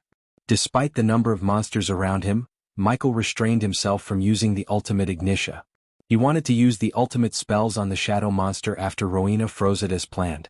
Speaking of the plan, Rowena was on the ground fighting the glass wraiths around the shadow monster. She had to fight off these beasts to reach the shadow monster, which remained on the ground, firing dark spikes at Michael. Several glass wraiths screamed and surrounded Rowena, only to get smashed by her. She threw the blades and swirled like a tornado, destroying every glass wraith around her. She destroyed them as soon as they revived themselves. After swinging the blades for a few moments, Rowena pulled the chains towards her, grabbed the blades by their hands, and stabbed the ground with enough force to create a powerful shock wave. The shock wave mixed with the cold flames sent a chilling frost wave that froze everything around Rowena. Then with another stab to the ground, Rowena sent another shock wave, shattering everything frozen. When Rowena cleared out the 20 or so glass wraiths with a single attack, the shadow monster finally turned its focus on Rowena. Seeing the glowing eyes fall on her, Rowena prepared herself to attack the monster head-on. However, when she took a step forward, the shadow monster roared. The next moment, Rowena went flying away from the monster like a rag doll. She coughed up mouth full of blood in midair as every organ in her body screamed in excruciating pain. Michael and Gaia were occupied with the monsters as they failed to catch Rowena. A few moments later, Rowena hit the ground and went sliding through the ground. Her sky-blue robes were torn and had holes in several places. When she picked herself from the ground, her hand looked crooked. The bone in her hand was sticking out through her skin. Just the look of this bloody sight would make a typical man squirm. But Rowena grabbed her broken bone and pushed it inside, gritting her teeth to fight the pain. The shadow monster didn't plan to give Rowena any time to retaliate.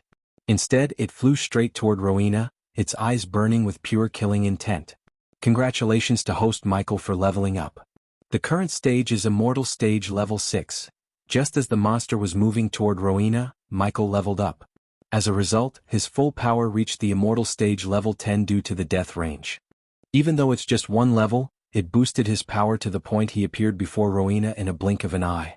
The shadow monster created a giant fist out of thin air, bringing it down upon Rowena. Luckily for her, Michael was just in time to block the fist with his black shield. Boom! Upon the fist hitting the black shield, a thunderous explosion sounded throughout the area. The ground beneath Michael's feet cracked as the punch pushed Michael down.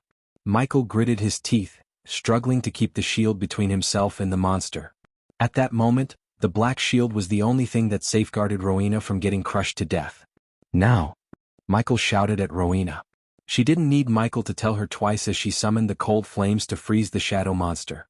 Meanwhile, Gaia fired arrow after arrow quickly enough to mimic firing several arrows simultaneously. She flew around the shadow monster and kept the other monsters of the fire realm at bay. The moment Rowena summoned the cold flames, Michael felt an intense chill as he saw the icy blue flames dancing upon Rowena's hand. Ignoring the pain in her born hand, Rowena raised her other hand, firing a stream of cold flames at the shadow monster. As soon as the stream of cold flames hit the monster, it roared and exerted more force to bury Michael in the ground. Michael's knees were on the verge of shattering, but he remained firm, resisting the shadow monster's force with brute strength. Thanks to Gaia striking down more and more beasts, Michael grew stronger. Rowena sensed the aura around Michael getting stronger with each falling beast, yet she was too focused on freezing the monster instead of focusing on Michael.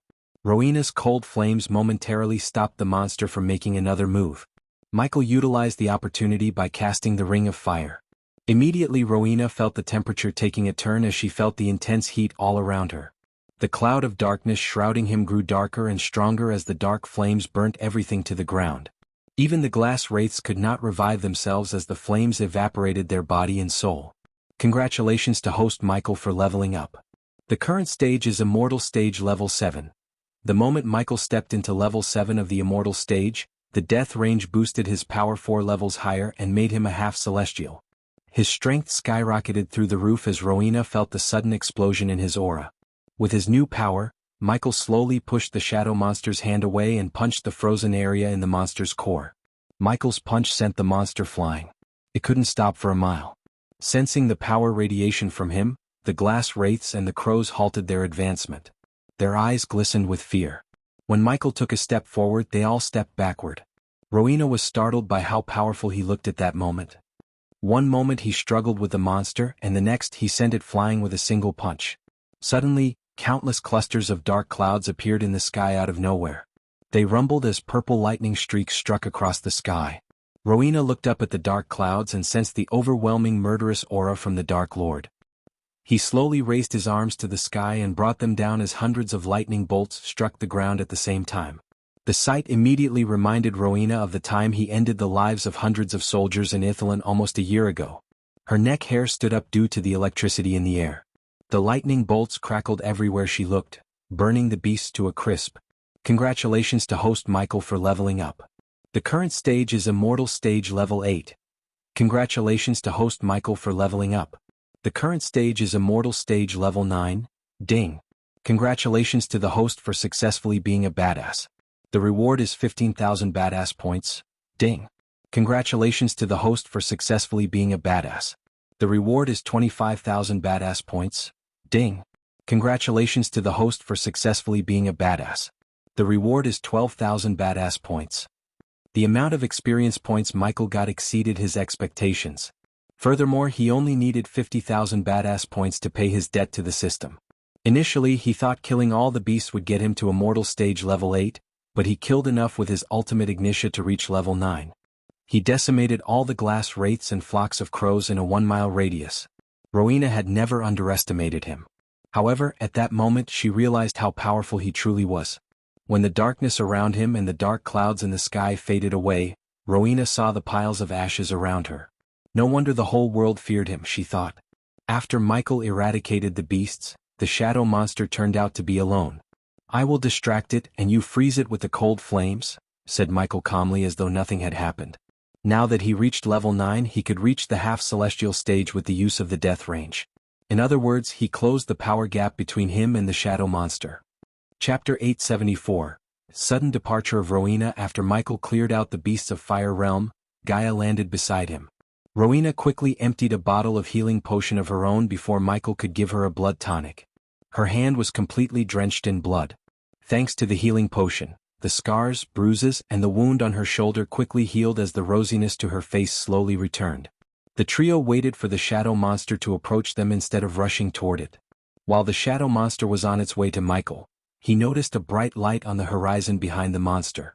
The entire sky above the horizon slowly grew brighter and brighter to the point Gaia had to cover her eyes. He started his tribulation, said Rowena. Michael didn't give a damn about Noah's tribulation. Instead, he was focused on killing the shadow monster. It would finally give him enough experience points to trigger his own tribulation to reach the half-celestial stage. Of course, he had to upgrade his system before triggering the tribulation, but once he had reached level 10 of the immortal stage, he would have the power of half-celestial stage without reaching the stage whenever he took his complete form. He always had a feeling Ethan's curse was a blessing in disguise. But deep down, one question kept nagging Michael, who actually cursed Ethan. The curse was powerful enough to possess sentience as well as the ability to teleport them from one realm to another. He wondered what kind of powerful being was able to create such a monstrosity. Interrogating the shadow monster was out of the question, and Michael had too many things on his plate to track down the curse's origin. Now that Sadie turned Noah's elites into one of their spies, Michael would be able to know everything Noah learns. Michael doubted Noah would let go of the man who cursed his father. Despite Noah's rule against killing, Michael saw the killing intent in his eyes. He saw the old Noah who slaughtered arrogant young masters and their families without remorse. Do we still need Noah's aid in defeating the monster? Rowena asked Michael. Judging by the overwhelming power radiation coming from Michael, she didn't think they needed Noah. Once she could freeze the monster, she knew he would take care of the monster all by himself. Unfortunately, freezing the monster was not as easy as it sounded. Just like I said, I distract the monster. You freeze it, Michael reminded Rowena again. She nodded and clenched the blades tighter. The icy blue cold flames danced around Rowena's blades, taking the form of small coiling dragons. This was the first time Michael had seen these flames take such form. Looking at them made him wonder if his dark flames could take shapes or forms. Dark Lord. The shadow monster suddenly roared, uttering Michael's name. Its thunderous roar shook the entire fire realm and caused several volcanoes to explode. Michael himself was completely stunned by the monster's roar. From the moment he laid his eyes on the monster, he felt like the monster had deep hatred toward him. Now the roar confirmed his suspicion. The shadow monster definitely had it for him. However, the thought that a god was behind everything never came across his mind. That's new. I think you pissed the ugly off by taking it out of its host, said Gaia. The more it focuses on me, the easier it will be for you to freeze it, Michael said to Rowena. He didn't worry about the shadow monster anymore. In fact, he was excited to finish it off. By reaching the half-celestial stage, he could finally start taking down the great 8 clans one by one. The era of the Dark Lord was about to begin. Letting out another roar, the shadow monster dashed toward Michael. Once it was just 10 meters away from Michael, Gaia leaped into the air and knocked a golden arrow into her bow. On the other hand, Rowena prepared herself to join the fight against the monster with Michael. It was not a battle of wits or strategies. Rather, this was a battle of rage and power. Not the smartest but the strongest would survive. Keep your distance from it at all times, Michael warned Gaia as she nodded. Just as Michael planned, he dashed at the monster, and on his way, he opened his arms as the dark swords flew straight into his arms. Rowena thought he was about to use the swords. However, he just unsheathed the swords and leaped into the air. In midair, he flicked his wrist as the Doombringer materialized in his hand. Rowena raised her blades, sending the frost dragons toward the monster. At the same time, Michael clenched the Doombringer tighter as the ancient ice core imbued with the warhammer fired a stream of bone-chilling ice upon the monster from above. Rowena didn't expect Ghost to possess such a weapon. He always fought using swords, and seeing him use the warhammer felt odd. The monster's top, where the ice stream from the Doombringer hit, got covered in a thin layer of ice. But the ice layer was not strong enough to freeze the monster as it shattered in a blink of an eye. A couple of things happened at once.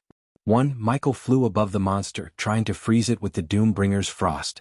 2. He evaded the shadow monster's dark spikes. 3. Rowena ran around the monster while it was focused on Michael and fired a constant stream of cold flames. Just looking at the monster's ethereal body told Gaia that she could be no help to Michael. So instead of being in harm's way, she flew away from the monster. She gained enough altitude to watch the entire battlefield. If there was a glass wraith or a crow who tried to intervene, it was her task to take them down. As Michael was battling the monster, the light rays on the horizon lost their glimmer. She would be lying if she said the thought of messing with Noah's heavenly tribulation didn't come across her mind. Since Michael gave her no order to do such a thing, she restrained herself from flying to Noah's tribulation and interrupting it. The shadow monster managed to attack Rowena using its ethereal fist, except Michael interrupted the attack with the black shield. Gaia noticed the cold flames slowly creating a layer of ice around the monster's center. As a result, the monster gradually became slow and vulnerable for Michael to attack. Rowena expected Michael to attack the monster's belly, but he chose not to. She threw him a doubtful glare. "Not the right time," said Michael.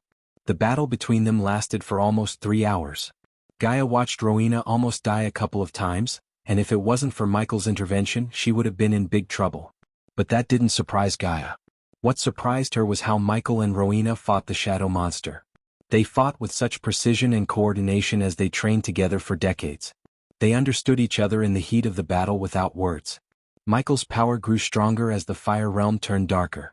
Finally, after 3 hours of intense battle, half of the shadow monster's body was frozen by the cold flames. Dark Lord.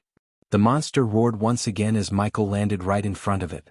For a moment, Michael locked his gaze with the monster's glowing red eyes. The monster fired dark spikes at him as he slowly made his way to the monster. He blocked the dark spikes with the black shield and clenched the Doombringer tighter with the other hand. Rowena breathed heavily and stood back, regaining her strength. After the long 3 hours of battle, she was exhausted.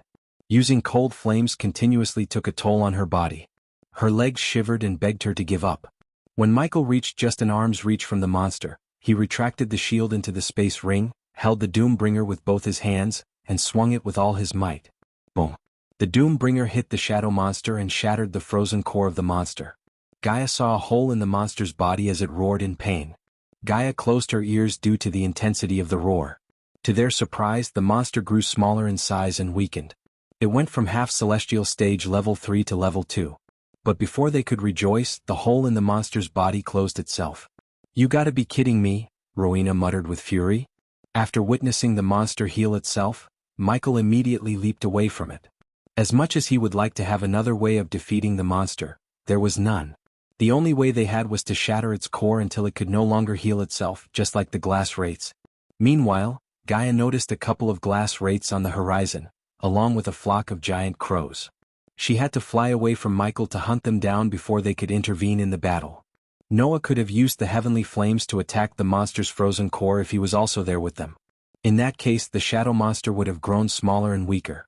Michael didn't have a clue how long Noah's heavenly tribulation would be, but he didn't think it was a good idea to rely on Noah. He preferred to take down the shadow monster by himself with only Rowena's help. That way he could earn more badass points and deal the last death blow to the monster. The last thing Michael needed was Noah to steal his experience points. After Michael landed beside Rowena, the shadow monster remained still for a moment as though it was thinking something. "Heal yourself. The battle is a long way from over," said Michael. "Where is that old woman, by the way? If we were teleported, there is a good chance everyone in the hall was too." Only then did the sudden realization hit Rowena. Her mother was standing in the hall with them. If they were all teleported, her mother would have ended up in the fire realm somewhere. Just the thought of her mother wandering in the life-ending realm shook Rowena to the core. "I have to find my mother," said Rowena. She didn't even bother to wait for Michael's response as Rowena flew away from Michael at lightning speed. "The system did not see that coming," the system sarcastically said. Chapter 875. End of the long battle. After Rowena left the area to search for her mother, Michael, and Gaia was left with the shadow monster alone. Michael wasn't afraid of being alone. On the contrary, he felt relieved to fight the monster alone. Granted, freezing the monster with the Doombringer would take way longer than with the cold flames, but he could comfortably land the last strike on the monster in the end. Suppose Rowena or Noah was here and their strikes took down the monster. All of his experience points would go down the drain. Michael needed those points to reach the half-celestial stage. "Keep those beasts off my back," Michael said, looking at Gaia in the air. As he prepared for the battle, the shadow monster dashed at him. This time the shadow monster seemed really pissed off at him. The monster's eyes glowed brighter than before with intense hatred and rage. Two fists materialized over the monster's head and moved at high speed toward Michael. Michael's cat-like reflex made him raise the black shield and block both the shadow hands. The ground around him cracked open due to sheer force as Michael held off the monster's hands with his black shield. The shadow monster kept one hand on the shield and tried to punch him with the other. Michael quickly hit the ground with the Doombringer, creating an ice wall between him and the fist. The fist shattered the wall and sent Michael flying backward. However, Michael comfortably landed on his feet and cracked his neck. He was totally unharmed by the shadow monster's attack. Now that Michael had fought the monster for 4 hours, he had a pretty good idea about the monster's capabilities. As a result, he calculated the monster's moves and avoided its attacks without breaking a sweat. Of course, the monster seldom came up with new attacks and made Michael spill some blood. But overall, Michael had the upper hand in the battle. Despite everything, Michael knew he couldn't go on longer with the battle. Even the Dark Lord had his limits and eventually would grow exhausted. Hence, Michael poured all his energy into the Doombringer and fired a constant stream of bone-chilling ice at the shadow monster. Once he cast the lightning dash, Michael almost turned invisible. He ran around the monster trying to freeze it. Although the ancient ice core could freeze a core formation cultivator to death in a minute, it couldn't hold a torch to the cold flames. Compared to the ancient ice core, the cold flames could freeze one in a second. The power gap between the ice core and the cold flames was huge. Simply put, Michael knew he had to spend days if Rowena hadn't returned to the monster and helped him with the cold flames.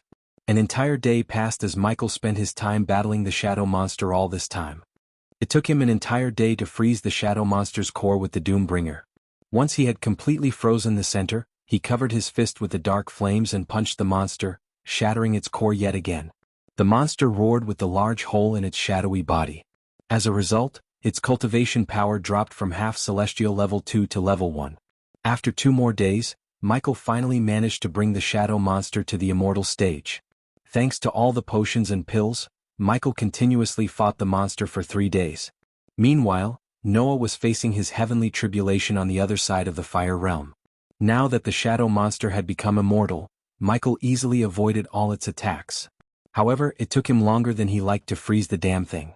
Luckily, Rowena returned to him when the sun rose in the horizon. "You found your mother?" Michael asked Rowena. "Yes," Rowena nodded. "Sorry for leaving you all of a sudden," Rowena apologized to Michael. Normally, Rowena wouldn't apologize to anyone except to her family members. But she broke that rule and said sorry to Michael without realizing he was not her family. Michael just shrugged it off and raised his Doombringer, sending a steam of bone-chilling ice. Rowena joined him this time as the cold flames merged with the steam of ice.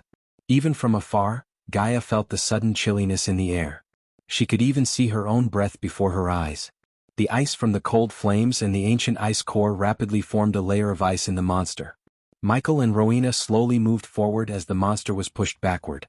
It screamed and roared, slowly getting frozen in its core. "Remember, it's my kill," Michael warned Rowena. She wasn't going to argue with him as she knew he deserved to land the final killing blow. After all, he was the one who had been fighting the shadow monster for days. Once, the shadow monster's core turned into a crystal which Michael punched with enough force to shatter completely. As the battle continued, Michael and Rowena repeated the same process of freezing its core and shattering it with brute force. Eventually, Michael and Rowena managed to freeze the shadow monster's entire body. Since the sun had fallen down, the darkness enveloped the world. As a result, Michael was at his peak power. Looking at the fragile monster, he knew it would only take one more punch to kill the monster once and for all. Gaia watched Michael walking toward the monster with the dark flames coiling around his fist excitedly. "Dark Lord," the shadow monster muttered. Its voice turned into a whisper as it stuck within bone-chilling ice. Ignoring the monster's words, Michael punched the monster as fast as he could. He didn't want Noah to appear out of thin air and end the monster's life.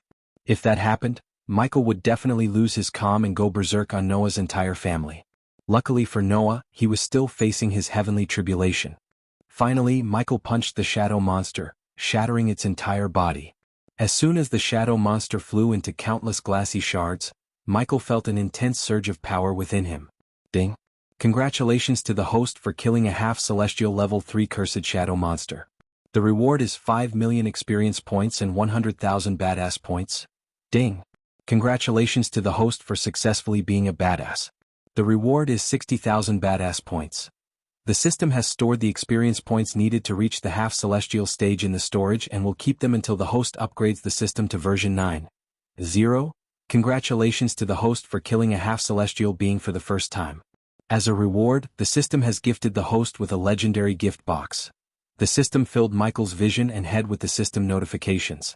Michael felt the excitement coursing through his veins when he received a legendary gift box.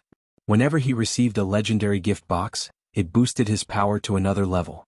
Thus he couldn't wait to get alone and open the box. But first he needed to deal with Rowena. "We did it," Gaia said, landing beside Michael. "We held up our bargain, holy maiden. We lifted the curse off your father. When you return to him, hell be good as new," said Michael. "I know you agreed to do it because of what I did back in Mazeroth. But by saving my father you saved my family. I will not forget this," said Rowena. Michael didn't say anything for a moment. He slowly turned around and looked in the direction of Hell City. "If you ever feel like you have to do something for me in return, pay close attention to what Skyhall does behind your back. I am not the real villain as your brother and his guild believe," Michael warned Rowena as he slowly ascended into the air. "They should back off while I still have my patience. Once I crossed that line dash," Michael didn't finish his sentence. Instead he let Rowena fill in the rest. As he reached higher and higher, Rowena saw the sky and the area around turn pitch black.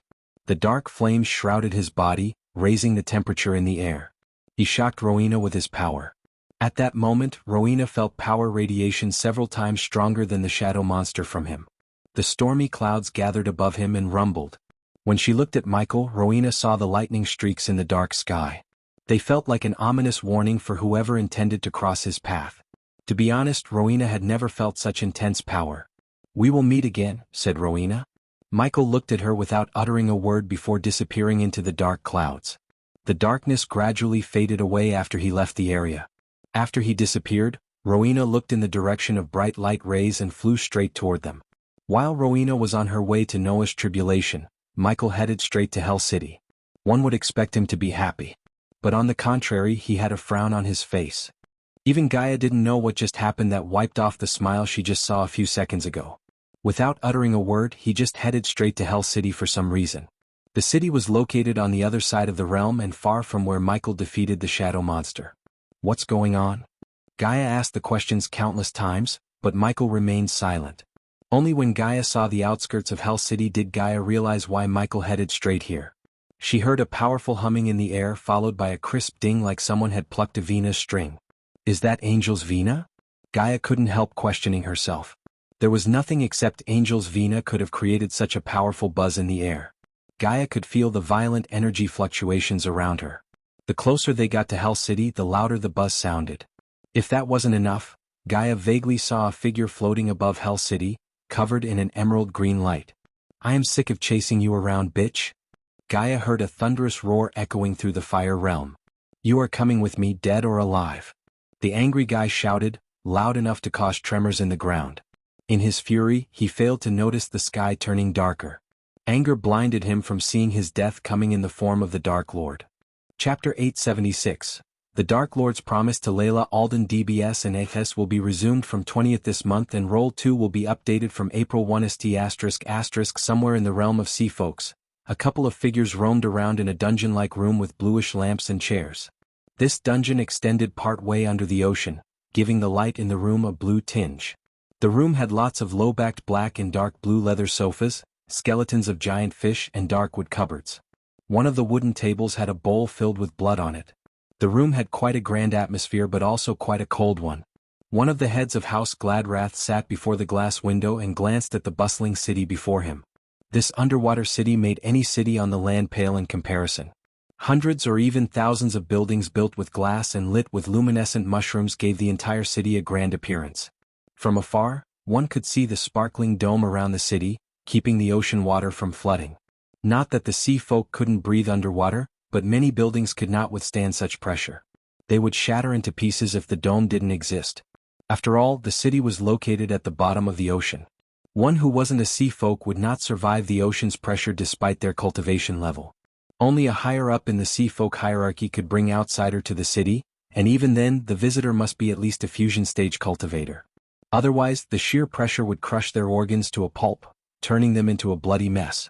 We might get some backlash if the landwalkers heard of our recent actions, Gruzel, said a man with large eyes, fish-like mouth, and hands with thin skin between fingers, which enabled the seal folk to move through the ocean swiftly. What do you think they would do? Weak doesn't fight back, Gleeless, said Gruzel. Gruzel was one of the sea folk kind who had the head and upper body of an elf and the tail of a fish. Their bodies were built to swim through the ocean faster than any kind, and while they were in spaces without water, they would float above the ground.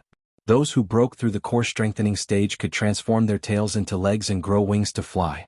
However, the proud and traditional members chose not to, as they thought transforming their bodies was a sin. Gruzel's kind was called the Mermans, one of the ancient races in the sea folk realm. Currently, Gruzel and Gleeless were plotting against the House of Howrid. The sea folk race had 3 superpowers among them. 2 were part of the Great 8 clans. The 2 great clans were the Water God Hall and Sea Serpent Hall. Although Arctic Hall was a powerful clan, it wasn't a Great 8 clan. It didn't become a Great 8 clan mainly because it was divided into 3 houses: the House of Howrid, the House of Gladrath, and the House of Big Mag. Mutrad, the recent subordinate of Michael, hailed from the House of Howrid. The higher-up in the Arctic Hall ordered him to apprehend the Dark Lord. But due to the internal conflict within the 3 houses, catching the Dark Lord went down on their priority list. The main reason for this conflict was House Gladrath's hatred toward House Howrid and their hunger for power. The 2 houses always hated each other and had tension between them. Thanks to Gruzel's recent discovery, he found a way to gain the upper hand over the House of Howrid as well as the House of Big Mag. Unfortunately, his discovery required someone's blood, the blood of a spirit child. Would you please relax, Gleeless? Looking at the worried look on Gleeless' face, Gruzel reassured him with a carefree smile. I have my doubts about Eratos. He is not right in the head and you know it. Besides, he is a human. How can we trust a human with a pivotal task such as this, Gruzel? Gleeless questioned Gruzel. He is a human. That's exactly why I sent him instead of one of ours. But don't forget Eratos' history with the child's mother. The rage within him drives him to do whatever is necessary, said Gruzel. You are yet to tell me why you ordered him to bring the mother instead of the child, Gleeless asked Gruzel. Gruzel let out a foxy smile before flicking his wrist. A silver platter holding 2 glasses and a bottle of wine hovered toward them. Gruzel picked up the bottle and poured the wine into the glasses. Then he handed 1 glass to Gleeless and floated to the window. His friend followed him behind and joined him, looking through the window. So? Gleeless tilted his head to the side. I sent someone the child trusts like its family to bring it here. Eratos just had to ensure there were no loose ends. Gruzel shocked Gleeless. Did you really think I would trust Eratos with the child? Everyone knows he is not right in the head. It made him the perfect person to deal with the child's mother, but when it comes to the spirit child, I won't let him near it anywhere, said Gruzel.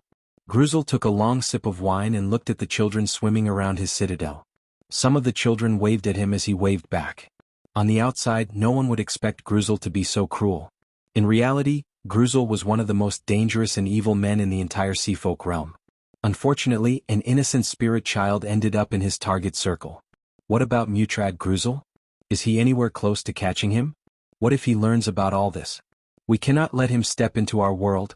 Glellis' eyes glimmered with fear as he uttered these words. The child and the mother are not in the mortal realm. One is in the fire realm and the other in the Aquilan realm. Glellis heaved a sigh of relief after hearing Gruzel. The last time he heard, the one he feared the most was in the mortal realm. Glellis was one of the few who were terrified of the prophecy and the stories behind that man. Many, like Gruzel, never believed in those stories and prophecies. Instead, they believed he was just a man who could be killed if the push came to a shove.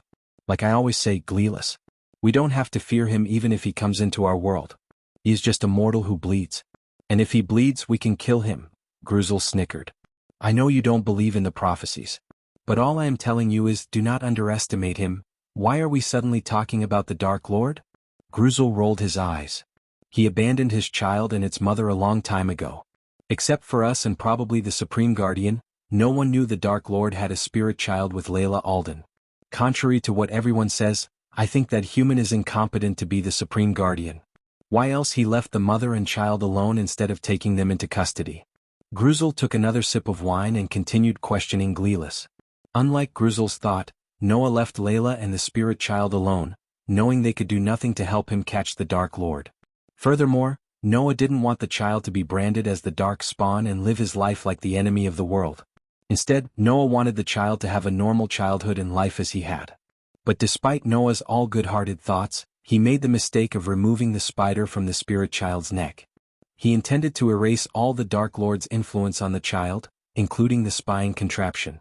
By destroying the spider, Noah secluded the child from everyone else, including the Dark Lord. Since he removed the spider and assigned guardians to monitor Rainbow Island, Azazel could not keep an eye on Harry. When Azazel reported losing the feed to Harry and Layla to Michael, he told Azazel to leave them alone. Michael ensured no one except Noah knew about the spirit child. At first, Michael wanted to sneak into a Rainbow Island, rig the place with spiders and continue to keep Layla and Harry in surveillance. In fact, he managed to sneak past the guardians and reached Layla. But when Layla met Michael, her eyes blazed with fear. She didn't even let Harry see Michael's face. When Michael approached her, she asked him to leave them alone for the sake of Harry's safety and made him promise he wouldn't interfere with Harry's life as Michael initially told her. To be honest, Michael didn't blame Layla for thinking they were better off without him because that was true. That day before he left for Gondolin, Michael cut all his connections with Layla and left them alone. So one could only imagine how pissed off the Dark Lord would be when he learns the plot against Layla and Harry. Maybe he didn't want to piss off the Dark Lord, Glellis muttered. Don't be a spineless coward, Glellis. Once we use the spirit child's blood to locate the artifacts, we will be strong enough to become a great 8 clan. This is our ancestors' plan and we will not fail them, Gruzel firmly said. His eyes were filled with confidence and resolve. No matter what happened or who stood in his way, Gruzel would never back off from his plan. He had been working too hard for too long to abandon everything because of some children's stories about the God of Darkness. As Gruzel was discussing his plans with his best friend, he heard a voice in his head. My lord Aratos has located Layla Alden in the Fire Realm. He is on his way to apprehend her. Gruzel heard the voice of his subordinate. These words put a bright smile on Gruzel's face. Aratos found Layla, Glellis, Gruzel told his friend with a smile. Glellis couldn't help feeling excitement coursing through his veins. If Gruzel successfully completed the ritual, there would be nothing to stop them from becoming a great 8 clan. He just hoped the Dark Lord would be in the dark, knowing nothing about the disappearance of the spirit child and its mother. But little did he know the Dark Lord was on his way to Aratos with a god's vengeance. Chapter 877. Layla Alden, please marry me. A long time ago, when the sun slowly peeped over the Rainbow Island, birds shook the morning dew off their feathers and gave a cheerful song that would lift even the most sorrowful spirits. A light mist wrapped around the lone mountain where Layla resided, reaching to touch every bit of life thriving there. The slight chill in the air was enough to give a gentle shiver but not enough for the need for a fire. A breeze tickled the trees, making their leaves shake and sway with laughter. Golden sunlight slowly seeped in past the thick canopy of branches with hopes of being able to reach the damp mountain earth. The heaven-touching apex of the mountain was drenched in brilliant light. Inside the cave at the top of the mountain, Layla was cultivating in silence. She cancelled all the sounds of birds singing, slowly breeze rustling the trees, and the distant shouts of the natives. While Layla was cultivating, her disciples Johanna, Narita, and Megan focused on cleaning the cave and their vinas. Despite their young age, these three little girls moved swiftly through the cave and cleaned the place.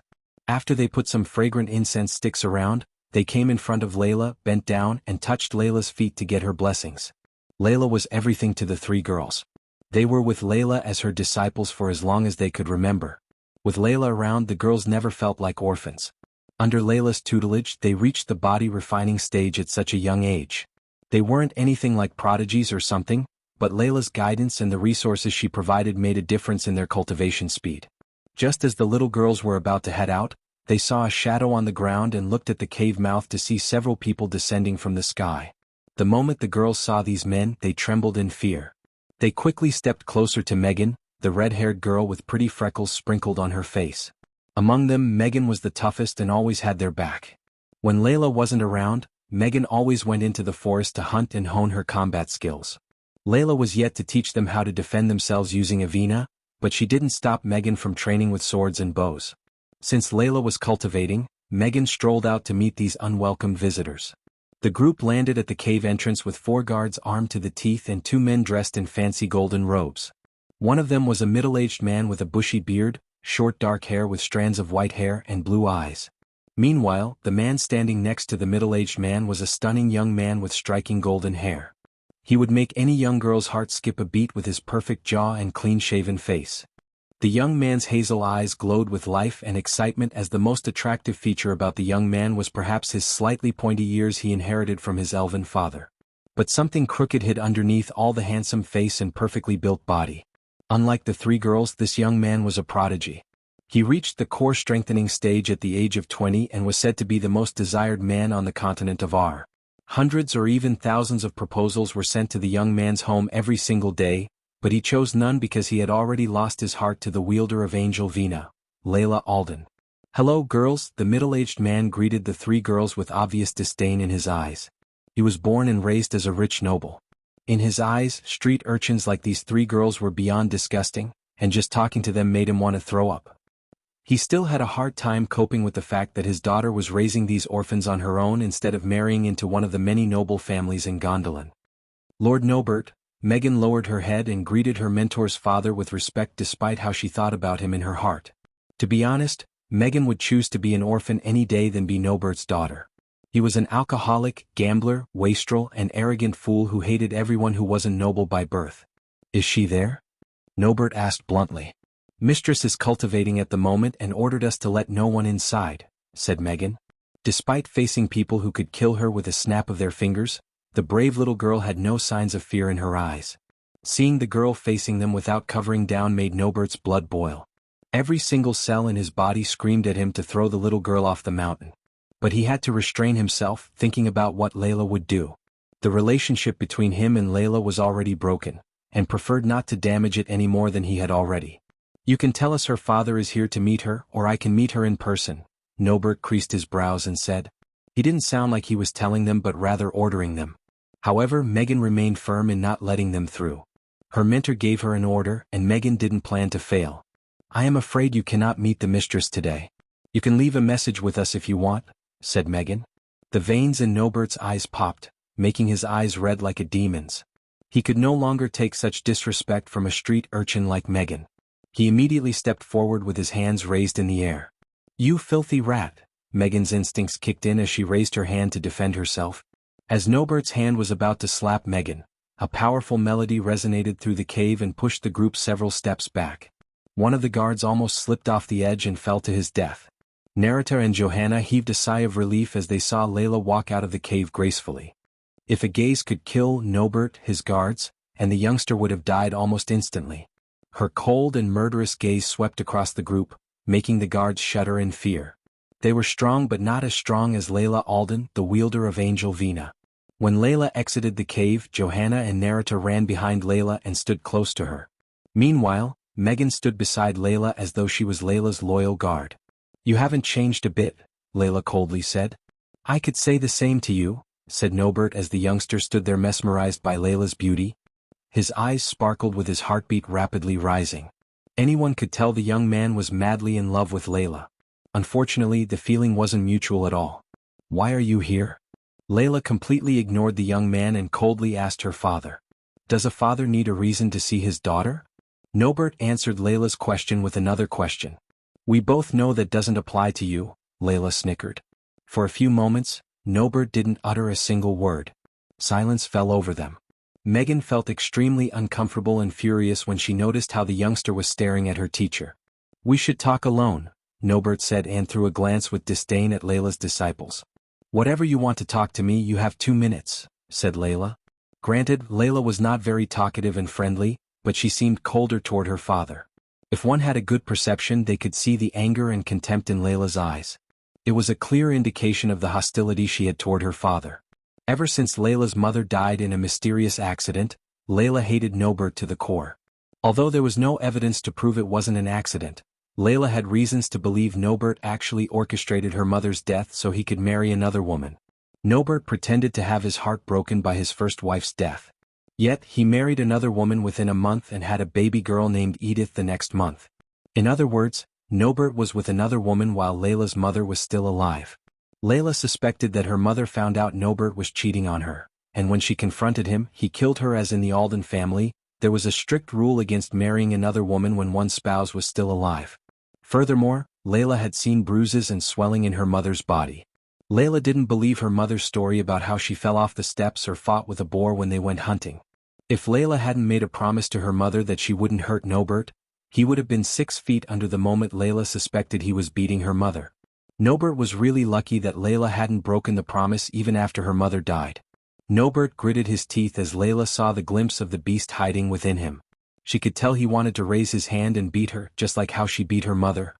The only reason why he held back was unlike her mother, she wasn't weak. "Very well," Nobert exhaled and looked her in the eyes. "I gave my word to young Master Eratos here that I would marry you to him."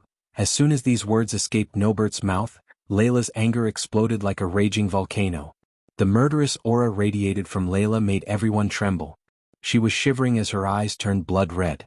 The sheer guts it took her father to say this to her face. She was mad beyond limits.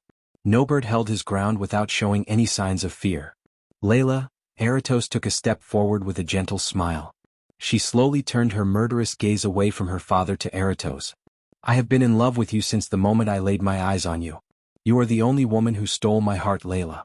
I want to spend the rest of my life with you. Layla Alden, please marry me." Eratos dropped to one knee, flicked his wrist as a diamond ring appeared in his hand, and extended it toward Layla. "You have 3 seconds to leave before I rip you all to shreds." Eratos and the others were stunned by Layla's words.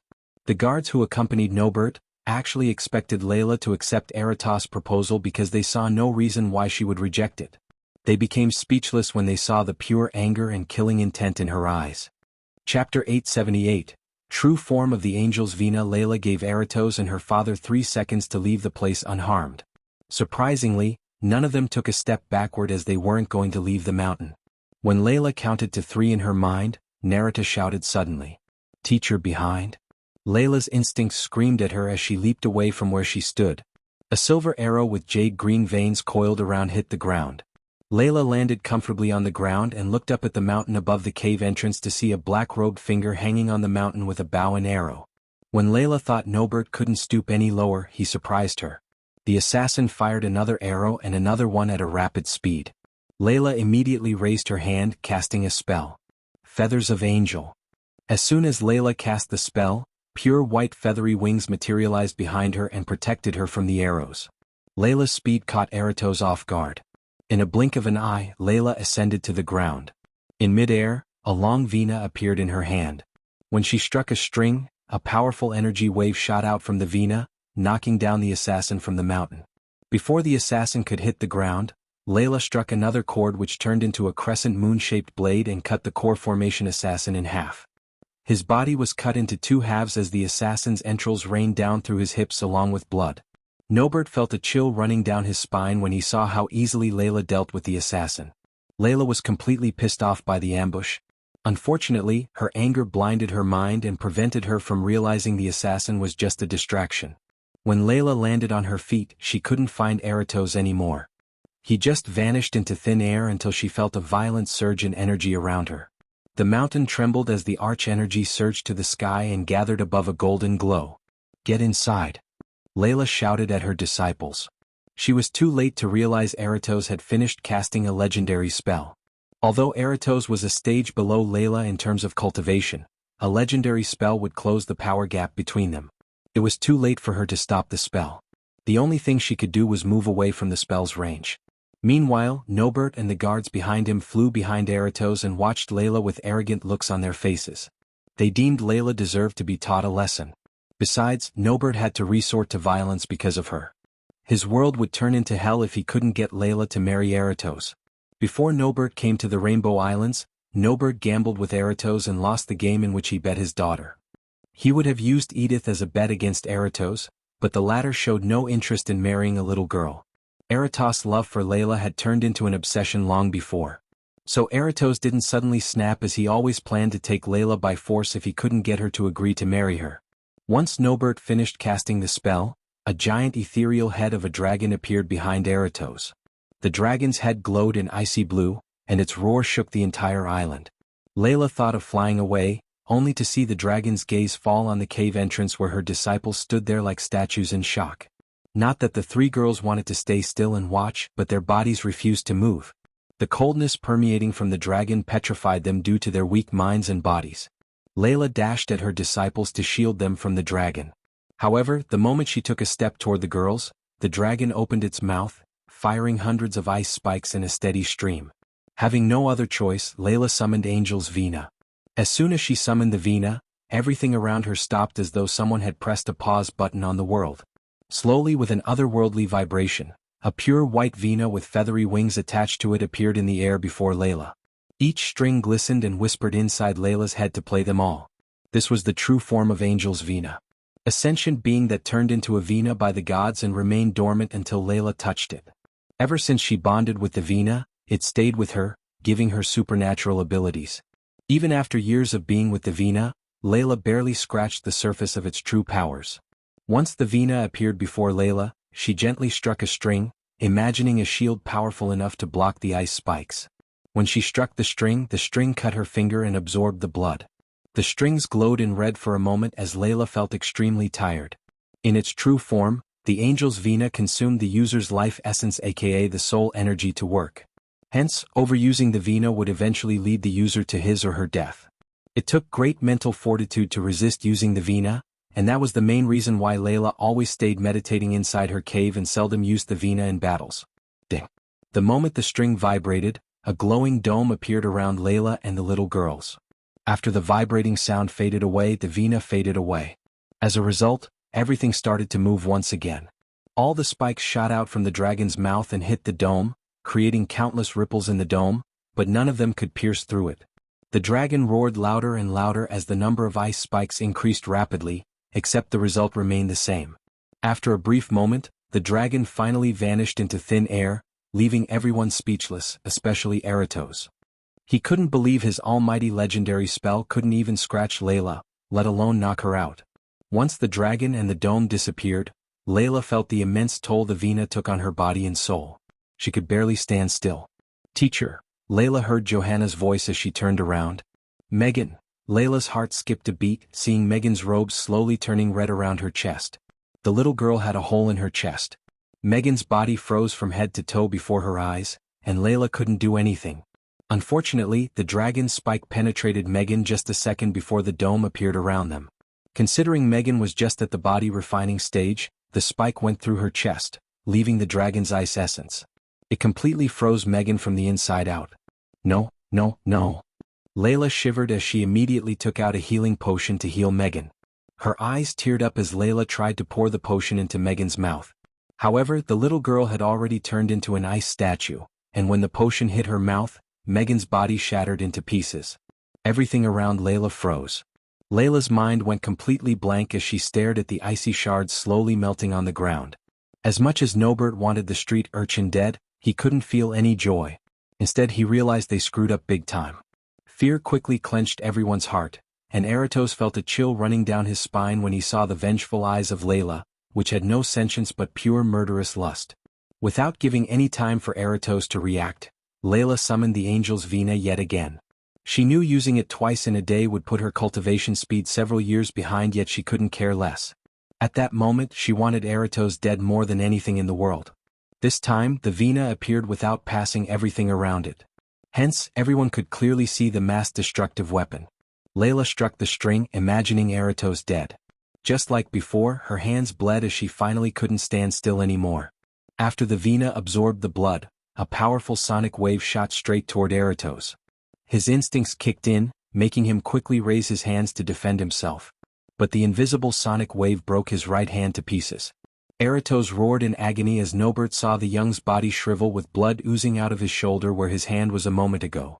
The young man's stunning handsome face lost all its glow and shine and turned into something hideous. All his hair crumbled down from his head as his body shrunk to the point he looked like he hadn't eaten for a year. However, the sound of his screams still reverberated through the islands with full of vigor. Nobert trembled hearing the scream. "Kill me," Eratos roared, wishing for a quick death. As much as he wanted the pain to stop and embrace sweet death, the shark head medallion on his chest prevented death from taking Eratos' life. In her fury, Layla didn't notice the glowing medallion. Hence, when she saw Eraps fall down from the sky, she thought he had lost his life. After Eratos dropped from the air, she turned her gaze at Nobert and his guards. "You and I are done." Layla's murderous gaze swept across Nobert. "Go away before I break my promise to my mother," Layla growled. Nobert didn't dare to stay any longer as he could tell the murderous intent in her eyes was no joke. Nobert left the island without turning back. While flying away from the island, he heaved a sigh of relief and smiled. Since he thought Layla killed him, he thought the bet he had with Eratos was no longer valid. Unfortunately, Nobert found out the hard way that Eratos was rescued by the sea folks, and Eratos' family retaliated on the Aldens, slaughtering the strongest warriors in their house. Layla had to step in and save the rest with the Empress' help. After reducing them, Layla sent Edith and her mother to Thusia, where Edith befriended Victoria Barnes. Although Layla saved Edith and her mother, Edith blamed Layla for what had happened to Nobert and the Aldens. On that day when Megan died in her arms, Layla thought she had avenged her by killing Eratos. Layla never thought she would meet Eratos almost after 18 years in the Fire Realm. Chapter 879, Saving Layla Alden, current day. In a faraway land outside Hell City, Layla was on the ground, coughing up blood. Her sky-blue robes were stained with red sand and her own blood. She coughed up, mouth full of blood as her face looked pale. "You are coming with me dead or alive, bitch?" Layla heard the thunderous roar of Eratos, whom Layla never thought would be alive. He hovered in the air with his eyes glowing in rage and vengeance. Layla barely recognized him when she first saw him. Almost 20 years ago, Eratos was a rising star who ruled the hearts of young maidens in Ar. He had striking golden hair, perfectly chiseled muscles and square jaws. But after Layla used Angel's Vina, his appearance changed drastically. For instance, he had no wavy golden hair but a few strands. His body looked shriveled as though he hadn't eaten for months. The eyes that glowed with vigor turned into eyes filled with vengeance. Out of all changes, the wooden hand drew the most attention. The Angel's Vina destroyed his hands when he killed Megan, Layla's disciple. Eratos got his hand replaced with a wooden hand, engraved with several runes. This wooden hand and his appearance were a constant reminder of what had happened to him. Usually, a healing potion and some powerful alchemy substances could heal almost any injuries. Unfortunately, none of them could turn Eratos back to the way he was before he went to the Rainbow Islands. All these years, Eratos was training and waiting to have his revenge. Thanks to the sea folks, he was able to beat Layla to the half-immortal stage. Gruazel orchestrated the events behind the scenes and brought Layla to the FRE realm. She had no idea Eratos was waiting for her in the Fire realm. Once Eratos saw her, he lost all his sanity and attacked her like a maniac. Since Layla was still at the fusion stage, she couldn't gain the upper hand against him. HJ overwhelmed Layla and almost beat her to a pulp. "Get up." Eratos taunted her to get back to her feet. As much as Layla tried to fight back, she couldn't even move a muscle. Her shoulder and right leg were crooked, with bones sticking through her skin. In addition, her beautiful face was swollen to the point even the closest of Layla wouldn't recognize her easily. If Eratos wanted to kill her, he could have done it so easily. However, he was ordered not to kill her. Not that Eratos intended to end her life so quickly. Instead, he wanted to make her suffer and pay for everything she did to him. For 18 years he had to wake up in the morning and see his disfigured body in the mirror.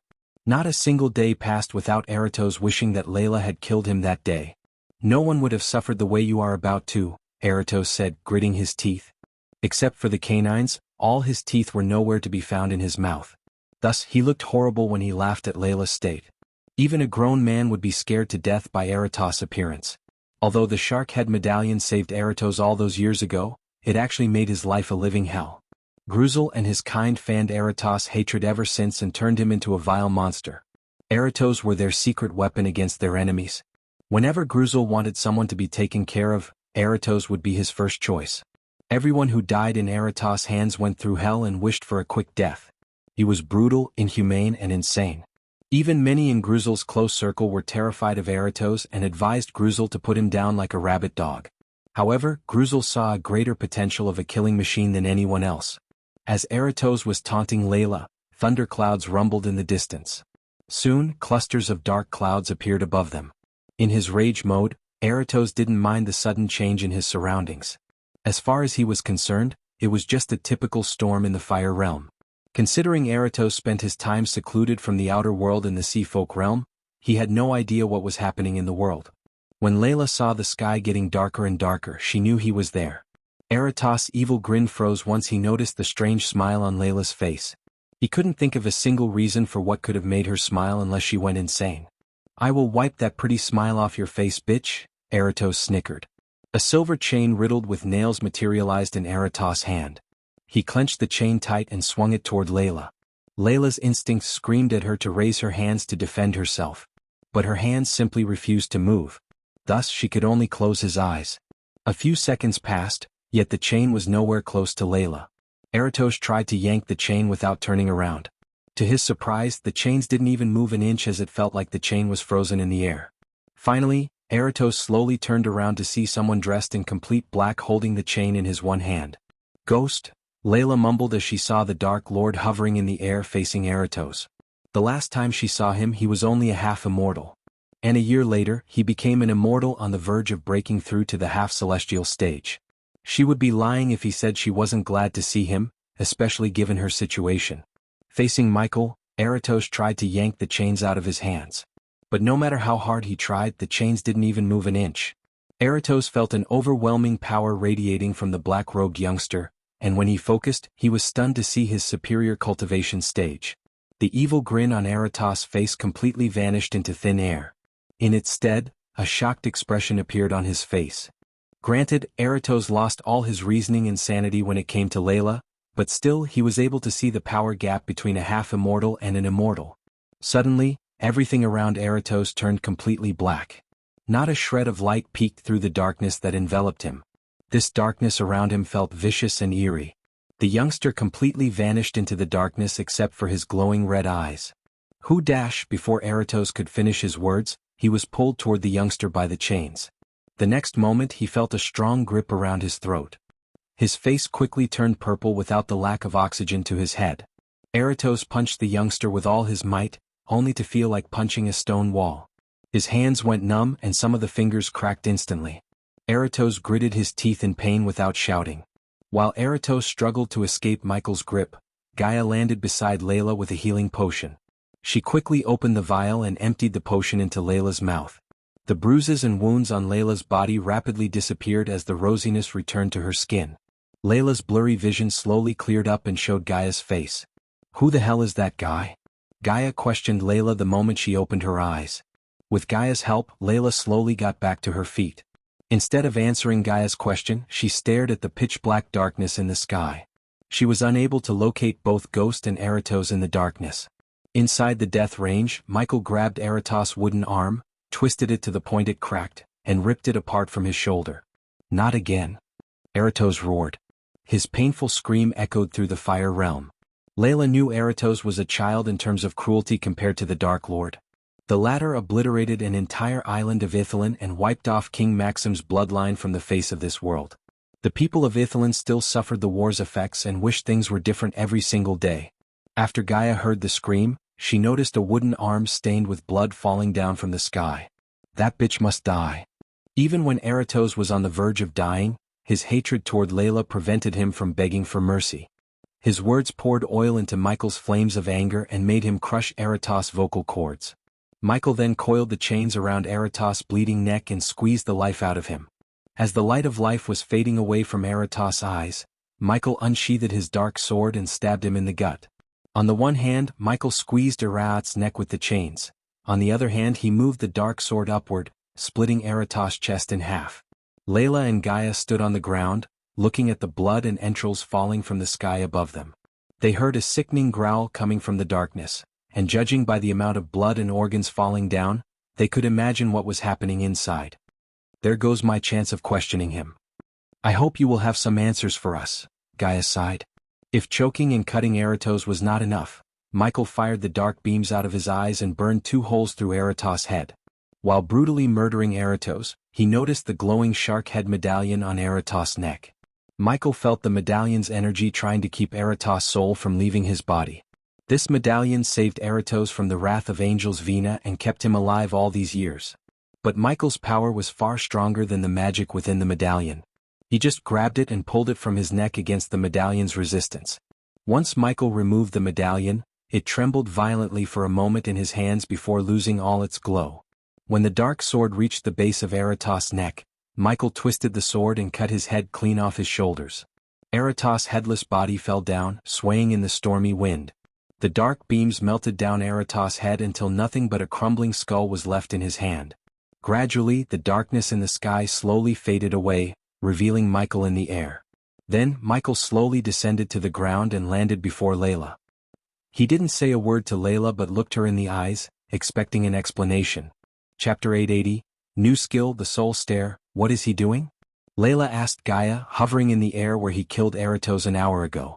After Michael ended Eratos' life, Layla told Michael and Gaia everything she knew about Eratos, from when she first met him and the last time he killed Megan. Finally, Michael learned why Layla lived in seclusion on her own island instead of with Edith. When Gaia asked why she was in the Fire Realm, Layla said she entered the Fire Realm to help a child born in Hell City named Megan. All those who knew Megan was dead except Narita and Johanna. Thus when Layla heard a girl named Megan needed healing, she couldn't ignore the plea. Since Layla blamed herself for Megan's death, she immediately ventured into the Fire Realm, only to realize it was an ambush set up by Eratos. Gaia and Layla watched Michael's back as he hovered in the air without uttering a word. They thought Michael had calmed down after killing Eratos. In reality, he was preparing to slaughter all those people who sent Eratos after Layla. Like it or not, Layla was the mother of Harry, the spirit child. He may haven't agreed to be Harry's father, but Michael promised himself that he would protect the mother and son. Deep down, Michael had a bad feeling that Layla was just a distraction and the real target of this drama was Harry. Without Layla to protect Harry in the Rainbow Islands, he was defenseless. Michael didn't trust the Guardians were capable of protecting the spirit child if someone like Eratos decided to take him away. To confirm his suspicion, Michael ordered Azazel to go to the Rainbow Island and ensure the child was safe. Meanwhile, Michael prepared himself to face the bastard who dared to touch Layla. The moment Michael summoned the system, he settled his debt to the system, and even after paying the system, he had 300,000 badass points left. He willed the system to show his status as the long box containing everything related to him appeared in icy blue letters before his eyes. Host: Michael Cultivation Level. Immortal Level 10 Experience Points. 8,000,000/8,000,000, 9 million experience points yet to be consumed, badass points. 300,000 skills and spells. Wind Blast, LVL 6 Ultimate Form Level 1 Eyes of Doom, LVL 5 Ultimate Form Level 1 Responsive Shield. LVL 8 Environment Scanning, LVL 8 Ignitia, LVL 8 Ultimate Form Level 1 Silenes, LVL 1 Meteor, LVL 1 Lightning Dash, LVL 6 Ultimate Form Level 1 Energy Devour, LVL 5 Soul Eater, LVL 5 Death Range, LVL 3 Eyes of Darkness.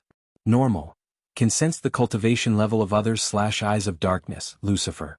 Can sense the cultivation level of others, can see through illusions / Cloud of Darkness, Lucifer. Weak-willed enemies will lose their courage completely and surrender, death range will be 50% more powerful, and if activated in darkness, the host's cultivation level will be boosted 4 levels up regardless of the stage barrier. Wordless Spellcaster, Lucifer. In full Lucifer form, the host just has to think of the spell to cast it. Techniques. Swords of Destiny 98% Mastery Ring of Fire, 96% Mastery Serpent Maga, 98% Mastery Occupation. The Guardian of Sunrise Sect Lord Lucifer of the Abyssal the Dark Lord Status. Healthy Goals. Control the World Grow the Order of Death Utility Function. Banker LVL 5, Ratio 1000 Gold Coins, 40 Badass Points. Runic Teleportation X-Ray Vision, also integrated with Eyes of Darkness. Wealth. 1 million Gold Special Trait. 6-star Alchemist 5-star Blacksmith 5-star Inventor Subordinates. Gaia Warrior. Loyalty level 100%. Raylene 5-star Chef, loyalty level 99%. Arya, Assassin loyalty level 86%. Maxine Warrior loyalty level 98%. Tiberius, Warrior, loyalty level 85%. Sadie, loyalty level 75%. Ricky loyalty level 95%.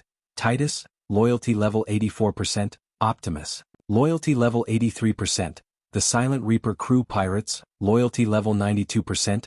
Base of Operation. The Abyssal the Crypt the Dark Ocean Familiars. Nightmare Royal Dragon, Vidora 3-headed Hydra, Elemental Manipulation. Wind 41% Mastery, Fire 42% Mastery. Lightning 51% Mastery, Darkness 46% Mastery. A long brief moment later, Michael decided to open the legendary gift box he had received by killing the half-celestial shadow monster. When he willed the system to open the gift box, a golden box wrapped in red ribbons appeared before his eyes, trembled for a moment and popped open, revealing a card shrouded in darkness. Congratulations. The host has received level 4 Soul Stare skill. Please be aware that the Soul Stare skill you can buy from the system for 300,000 badass points is nowhere near powerful as the one you just received. Michael felt the familiar acute pain in his head that appeared every time he bought a new spell or learned a specialization. The pain lasted for a few seconds before fading away. Once the pain was gone, Michael focused on the new spell and unveiled its powers. At the current level, the host can cause and induce the same pain the victim has caused to others in his lifetime. The host has a 30% chance to bring down the victim's cultivation by 1 stage if the skill was used on the victim for more than 10 seconds. The higher the skill level is, the higher the chance of bringing down the victim's cultivation stage. The Soul Stare's ultimate form would enable the host to control the victim by looking into their eyes from afar. Like hypnotism? Michael asked the system. At its very core, yes. But the Soul Stare is much more powerful and complex than hypnotism. Once the host upgrades it to higher levels and unlocks the ultimate form, you can turn your enemies against their allies without even lifting a finger. Just hearing the system describe the skill's power made Michael momentarily forget about Eratos and the hit on Layla and feel the excitement coursing through his veins. However, he knew a godly power like this would come up with a catch. When he thought about it, the system informed Michael about the limitations of the skill. The Soul Stare cannot mind control adversaries who possess powerful souls. The victim must have nothing to protect their eyes. For instance, if the victim was to wear glasses, the Soul Stare would not work. This can be overridden by completing certain tasks the system assigns the host. What kind of tasks? Asked Michael. That is for another time, host. The system did not reveal anything about the tasks to Michael. He remembered the system telling him he had to complete some special tasks to upgrade the spells and skills after a certain level. For now, he didn't have to worry about these tasks. Besides, Michael lacked the points to upgrade his skills and spells to that level. Now that Michael had earned another new skill, he exited the system. Then, he immediately contacted Azazel through the earpiece, hoping Azazel would tell him that the spirit child was fine with Narita and Johanna. My lord, Azazel answered Michael's call. The moment Michael heard Azazel's voice filled with rage and shock, Michael's heart skipped a beat. The spirit child is not here, my lord. I am sorry, said Azazel. Where are Narita and Johanna? Michael asked Azazel. Knocked out, my lord. Whoever took the child knocked them out before they could see his face, said Azazel. Michael had to take a few deep breaths to calm himself and never let the anger blind him. After being silent for a few moments, Michael asked Azazel about the Guardians. What about the Guardians? The same, my lord. They were knocked out the same way as the disciples of Lady Layla. After hearing that whoever took Harry was knocked out instead of killed, Michael was able to heave a sigh of relief. I don't see any signs of a struggle here, my lord. What would you want me to do, my lord? Kill those Guardians and inform Noah that his people failed their duty, Michael coldly ordered Azazel. It didn't even take a few seconds for Michael to come up with this brutal order. As far as Michael was concerned, they deserved to be killed. It was their duty to protect the spirit child, and they utterly failed in their duty. If Michael was there, their deaths would have been much more painful. As you wish, my lord. I will do everything I can to find the spirit child. Now I have to break this news to Layla. I will meet you later in the castle, Azazel. Michael sighed, cutting the connection between them. Although Michael partly blamed Layla for the spirit child's disappearance, he also blamed himself. He felt stupid for listening to Layla and promising her he would no longer spy on them. When Michael finally turned around, Gaia immediately saw something was wrong by looking at the grim look on his face. He slowly floated toward Layla and took a deep breath. Layla. Someone has taken Harry. Those words hit Layla like a heavy hammer and made her mind go blank. She trembled from head to toe, unable to believe what she had just heard. Even Gaia was stunned by Michael, but she threw him an "I told you so" look. She nagged Michael to break his promise and continued to monitor the spirit child. However, Michael wanted them to have a normal life, completely cut off from him. Unfortunately, Michael learned his lesson the hard way. But Michael couldn't find a single person related to him who might want to take the spirit child. It felt like whoever took the child had nothing to do with him but with Layla. I have to go. Layla tried to fly away only to get stopped by Michael. He grabbed her by the arm. There is nothing for you to do there. Harry is gone. Help me find whoever took him so I can bring him back safely. You've done enough, Ghost, Layla answered Michael with gritted teeth. Don't put the blame on him, Layla. He wasn't the one who made him get rid of all the safety measures in the first place. Gaia immediately came to Michael's defense as tears rolled out of Layla's eyes. She tried wriggling her hands out of Michael's grab, but he was too strong. I don't think my enemies took him away, Layla. Whoever took him is related to you, said Michael. Finally, Layla stopped resisting Michael in complete shock. It's not a coincidence that you were attacked and Harry disappeared at the same time. Someone planned this. I am bringing him back with or without your help. And this time I am doing this my way. Thunder rumbled in the distance while clusters of dark clouds appeared above them as a warning to whoever dared to kidnap Harry. They just made the last mistake of their life and ended up at the top of Michael's kill list. Chapter 881. Backup has arrived. I can't think of anyone who might want to hurt Harry. No one even knows he exists except for you two and Noah, Layla mumbled. And Edith, said Michael. The last time Michael saw Edith was at Ithaland before he slaughtered Victoria and her family. After that, Etty practically disappeared from Michael's radar. He always thought she was with Noah or Layla. But judging by the bewildered look on Etty's face, it was apparent Layla had no idea about Edith's location. Where is she? Asked Gaia. I don't know. Why are we even talking about Edith? It must be someone who sent Eratos after me. We should have questioned him. Layla panicked. Her usually calm and cold demeanor completely disappeared when her child was in danger. At that moment, Layla was not the wielder of Angel's Vina but a mother who lost her child. Well, I am good at interrogating. But even I cannot make the dead speak, Gaia sighed. This might help us figure out who sent him. Michael opened his arm and showed them the shark head medallion. It contains a powerful rune that saved him from your Vina all those years ago. If we could find its origin, we have a chance to locate Harry. What if they did something to him? Layla trembled as Michael slowly shook his head. Whoever took Harry is not a killer. Otherwise, they would have killed your useless disciples and the Guardians instead of knocking them out, said Michael. When Gaia heard that someone had knocked out Layla's disciples again, she couldn't help rolling her eyes. What are you teaching those girls? How many times did they get knocked out by now? For fuck's sake, teach those girls to fight. You can't kill people playing music. My dogs would do a better job than those useless bitches. Gaia wasn't just ridiculing them but was seriously pissed at Layla's disciples. I am not training them to be killers, Gaia. Layla creased her brows. Gaia was about to reply to Layla with a snarky comment when Michael raised his hand, ending their conversation. A few seconds later, Gaia flicked her wrist as the long bow materialized in her hand. Since Layla lacked the perception of Gaia and Michael, who were far stronger than Layla, it took her some time to sense a group of powerful entities flying toward them. Michael focused on the horizon to see a group led by an immortal flying toward them. Other than the immortal, the group had 4 more half-immortals. Simply put, this group could decimate several kingdoms in Elon and Azer within a few hours. Looking at the group, one thing became certain to Michael. Eratos had a pretty powerful backing behind him. I will take care of them. Michael moved in front of Layla and Gaia. I can take 1 or 2, said Gaia, but Michael shook his head. Keep her safe. Michael looked at Layla over his shoulder and ordered Gaia. Once the group came close enough to see Michael, he drew his dark swords and cracked his neck. The sky above him rumbled as lightning streaks struck across the dark sky like dark spider webs on a black canvas. Then, the clusters of dark clouds obliged, letting heavy rain descend in little gleaming drops of silver. It added an alien glamour to the eerie red world of the fire realm. A huffing wind rose up then, stirring the red sand on the ground. A tinkling sound came to their ears as the first pearls of rain dropped onto their heads. The sound was like the glassy clinking of a champagne flute, lilting and clear. A sheet of rain passed over them as the sound intensified. The smell of rain in the fire realm rose like a miasma. "Let's go," Gaia said to Layla. Although Layla was reluctant to leave, she ultimately followed behind Gaia because she knew she wasn't strong enough to face them. Meanwhile, the sky grew darker and more vengeful as though it had a score to settle with the fire realm.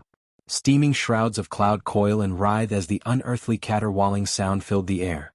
The wind whipped everything into a frenzy. The dark clouds raced across the sky, thrumming with the charged energy they were desperate to release. Then there was an explosion like a sonic boom that shook the entire realm. Doom-black clouds, filled with malice, churned and roiled to the rhythm of the wind. Branched lightning lit up the dark sky, following the rumbling thunder. Buzzing and hissing, several lightning bolts struck across the fire realm, turning some poor trees into charcoal within a second. Under the raging storm, Michael hovered in the sky alone, waiting to welcome the group of immortals. Finally, the man who led the group, an elf, halted in the sky and signaled his lackeys to wait for his orders wordlessly. The elf scanned Michael from top to bottom until he realized who they were against. To Michael's surprise, the others behind the elf had no signs of fear or shock in their eyes. They seemed like humans, but something about them irked Michael in the wrong way. "Are you looking for Eratos?" Michael asked the group. His voice became demonic as the cloud of darkness slowly shrouded Michael. Michael controlled the death range around him. The group wasn't enveloped by complete darkness. Instead, they had just enough light to see Michael's figure barely. The elf was at Immortal Stage Level 5. Still, the elf had no fear in his eyes. Even after seeing the darkness surrounding him and hearing the terrifying voice of the Dark Lord, the elf remained calm. "I am afraid he is no longer here," said Michael after the elf and his group remained silent. "This does not concern you, Dark Lord. You are meddling in things you cannot possibly fathom," the elf snarled. "Let us take the human with us and we can forgive you for killing Eratos," said the elf, only to see Michael burst into laughter. "Forgive me? Ha!" Michael's laughter echoed through the dark skies. After Michael's laughter faded away, his eyes turned completely black and lit up with dark flames. "Riddle me this, where do you intend to take her?" Michael asked the elf. "It doesn't concern you, Dark Lord. Why don't you go play villain where you came from and let the grown-ups deal with this?" The elf snickered. Despite facing the Dark Lord, he looked just as arrogant as facing a typical cultivator. In Michael's eyes, the elf seemed really stupid. But again, he had a feeling the reason for the elf's haughtiness might be some legendary spells in his arsenal. The poor elf had no idea Michael could raise his power to half-celestial stage in a blink of an eye. "I don't enjoy killing, but it would be hard not to when I am killing you," Michael calmly said. "You narrow-minded fool. You only think about killing, not the consequences. Consequences of killing immortals. Kill me and 5 others will take my place. We are legion and no one can stop us," the elf growled at Michael. "Watch me," said Michael as the crimson-red lightning bolts dancing around the dark swords intensified. They crackled violently as though they were desperate to take the elf and his group's life. The half-immortals standing behind the elf suddenly raised their hands as several lightning bolts from the sky above struck Michael simultaneously. Even from far away, Gaia and Layla could feel the electricity in the air and their hair standing up. Without giving Michael a time to retaliate, they bombarded him with lightning bolts. While the half-immortals were striking him with lightning bolts, the elf clapped, sending a powerful sonic wave in Michael's direction. The sonic wave pushed away the darkness around Michael for a moment, revealing him being struck down by the bolts of lightning. To Gaia's surprise, the ground beneath her cracked open after the elf clapped his hands together. Soon, more cracks branched out from the big crack and formed a web of cracks in the ground. She and Layla had to fly away and look for stable ground. Luckily for Hell City residents, the battle between them happened far away. Otherwise, several buildings would have collapsed and taken many lives. When the elf thought about casting another spell, everything around him turned pitch black. He couldn't even see his own hands before his eyes. Once the darkness blinded them completely, the elf felt a chill running down his spine. His instinct screamed at him to move away, and so he did. The moment he dashed to the right, he felt a strong breeze of wind across his face. He was unable to see what was happening around him, except he heard one of his lackeys groan in pain for a quick second. The elf immediately cast a spell to summon a bright sword that lit up inside the darkness and revealed a headless body hovering in the air beside him. Blood streamed out of his neck, adding red to the rain. As the elf was staring at the headless body, a strong wave of wind flew past him, snuffing out the light.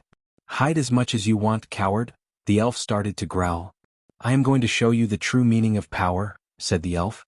Then the elf flew out of the darkness and prepared to cast a powerful spell. He closed his eyes for a moment as a golden shield around him appeared to protect him while he cast the spell. From the ground, Gaia sensed the sudden surge in energy around her. In a blink of an eye, an ethereal cage appeared right above the dome of darkness. Thick chains glistening in the light grew out of the cage and shot straight into the darkness. "Got you," the elf snickered as the darkness enveloping his lackeys faded away, revealing the Dark Lord and two other headless bodies. The golden chains coiled around Michael like sentient beings. They squeezed him, restricting his movements. The elf couldn't care less about the death of three of his lackeys. He forgot about everything when he saw the chains coiling around the Dark Lord. Layla's heart skipped a beat as she tried to ascend into the air. But Gaia simply stopped her and shook her head. "Let the elf be happy for a moment," Gaia smirked. Chapter 882, What Should I Do? The elf raised his hands, clenching his fist as the chains coiling around Michael tightened. Since Michael still hadn't cast the death range, he remained at the immortal stage. He wanted the elf to think he had the upper hand for a moment. Looking at the chains tightening around his body, the elf grinned arrogantly. The ethereal cage slowly floated above Michael to cage him within. "Finish him," the elf ordered the two half-immortals who survived Michael's attack. They didn't need the elf to order them twice as they cast lightning spells to weaken him. In a blink of an eye, several lightning bolts struck Michael from above. But the responsive shield appeared around Michael, absorbing most of the lightning energy. Nonetheless, the half-immortals continued to bombard Michael with lightning bolts. Countless lightning bolts struck Michael in the sky, causing Layla's heart to ache. "It's my turn," the elf creased his brows when he saw the Dark Lord smiling. He remained unharmed except for a single drop of blood trickling from his lips. Hearing the Dark Lord's words, the elf willed the cage to drop on him, caging him within.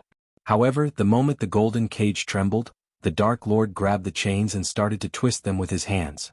The chains let out a shrieking noise as the elf noticed cracks appearing in the chain. Suddenly, everything around them turned pitch black as before. The golden cage glimmered in the darkness for a few moments before getting shrouded by the darkness. Stuck inside the darkness, the elf and his lackeys tried to escape the domain of the death range. When they finally managed to fly through the darkness, they heard a thundering shatter in the air. They turned around and looked at the darkness slowly fading away. Once the darkness completely disappeared, they witnessed countless specks of light spots around the Dark Lord. The cage and chains the elf used to trap Michael were nowhere to be seen. Instead, they saw the Dark Lord devilishly smiling at them. "Playtime is over," Michael's demonic voice swept through the area. After they heard his words, the cloud of darkness around him darkened. To their complete shock, the power level increased with the darkness until the elf sensed the power radiation of a half-celestial. The elf couldn't believe it. If the Dark Lord was an immortal, he still had some spells that could take him down. But no spell in his arsenal had the power to take down a half-celestial. Only then did the elf realize that he pretended to be weak to make them cast all their spells and exhaust their energies. Now that the half-immortals spend almost half of their energy casting lightning spells, and he spent a chunk of his energy casting a legendary spell, the Dark Lord gained the upper hand in the battle. Without giving them any time to retaliate, the Dark Lord fired dark beams out of his eyes and burned 2 holes through one of the half-immortals' chest. Blood splattered out from his chest as he groaned in pain. Before anyone could react, the Dark Lord vanished into thin air and appeared right behind the groaning half-immortal. Poch! The elf felt a splash of hot blood on his face. He turned around to see the head of his minion flying in the air. While the head was still in the air, a ring of dark flames shot out of the Dark Lord, burning everyone within. The elf's silver robes were on fire in a blink of an eye. He felt the scorching heat burning through his porcelain skin.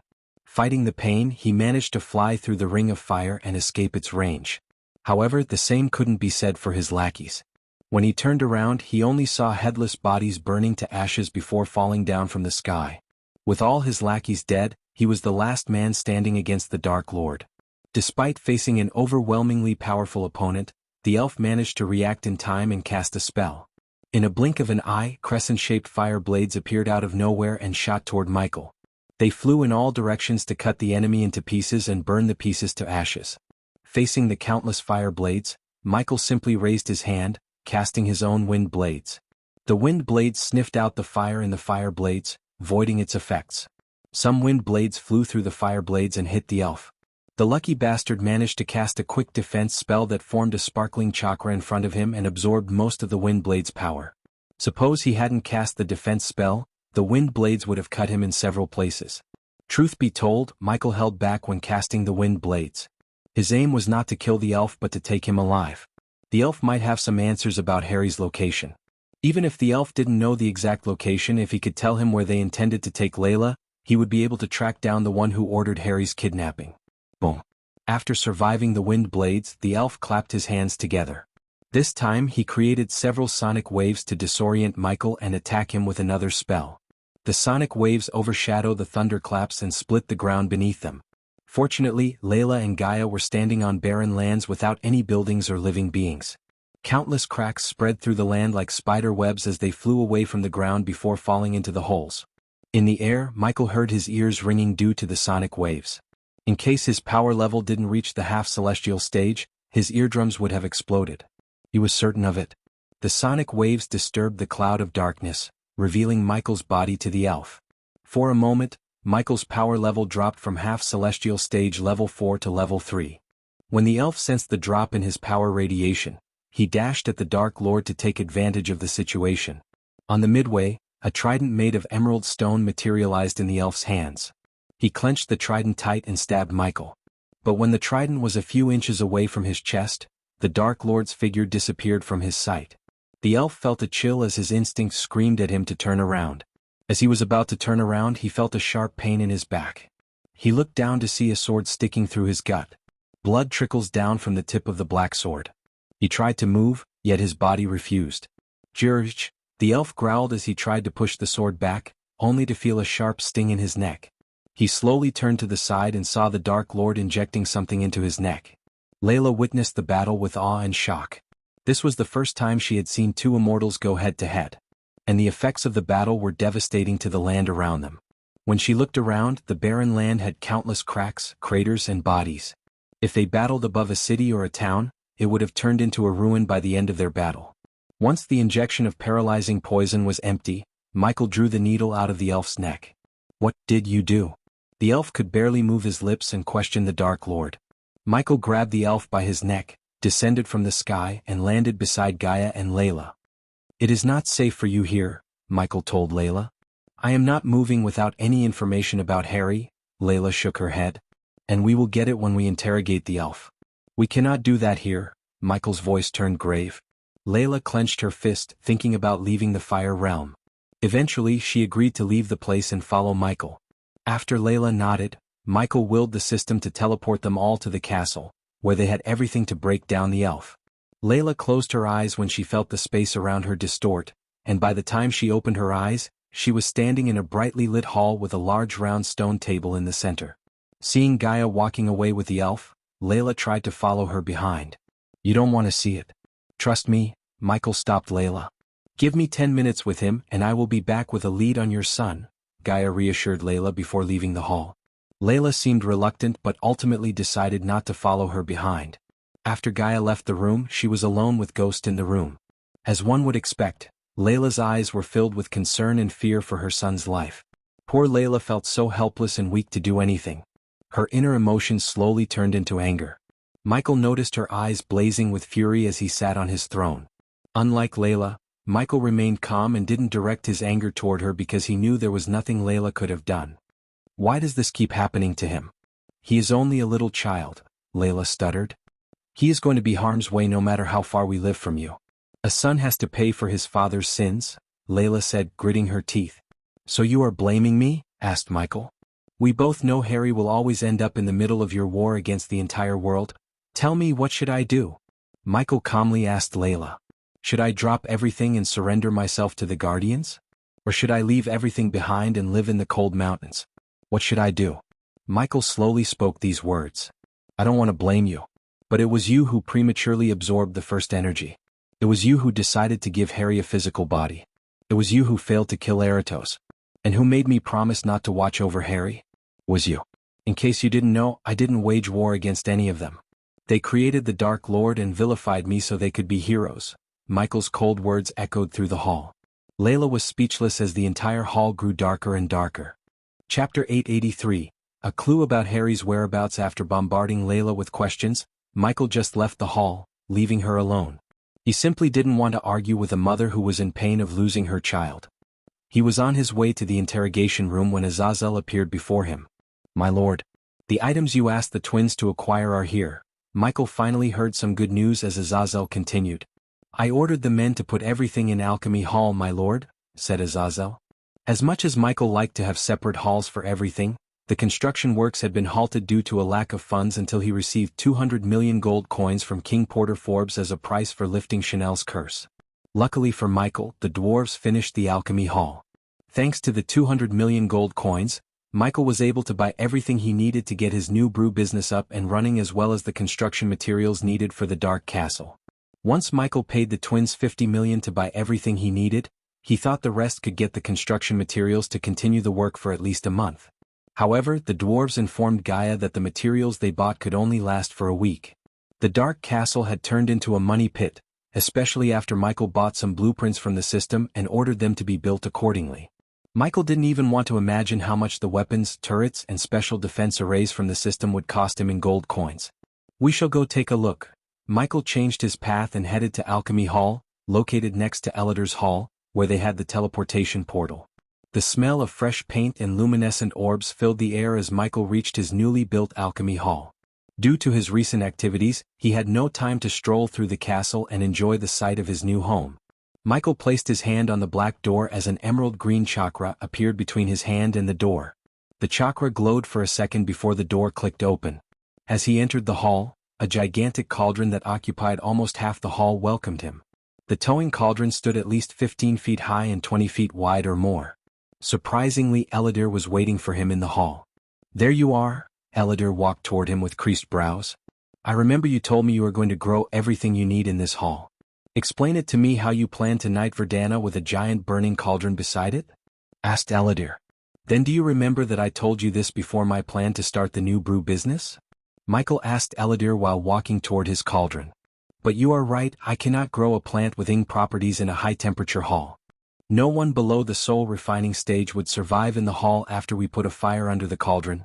Michael agreed with Elidar that he wouldn't be able to grow everything he needed in this hall as he had planned before.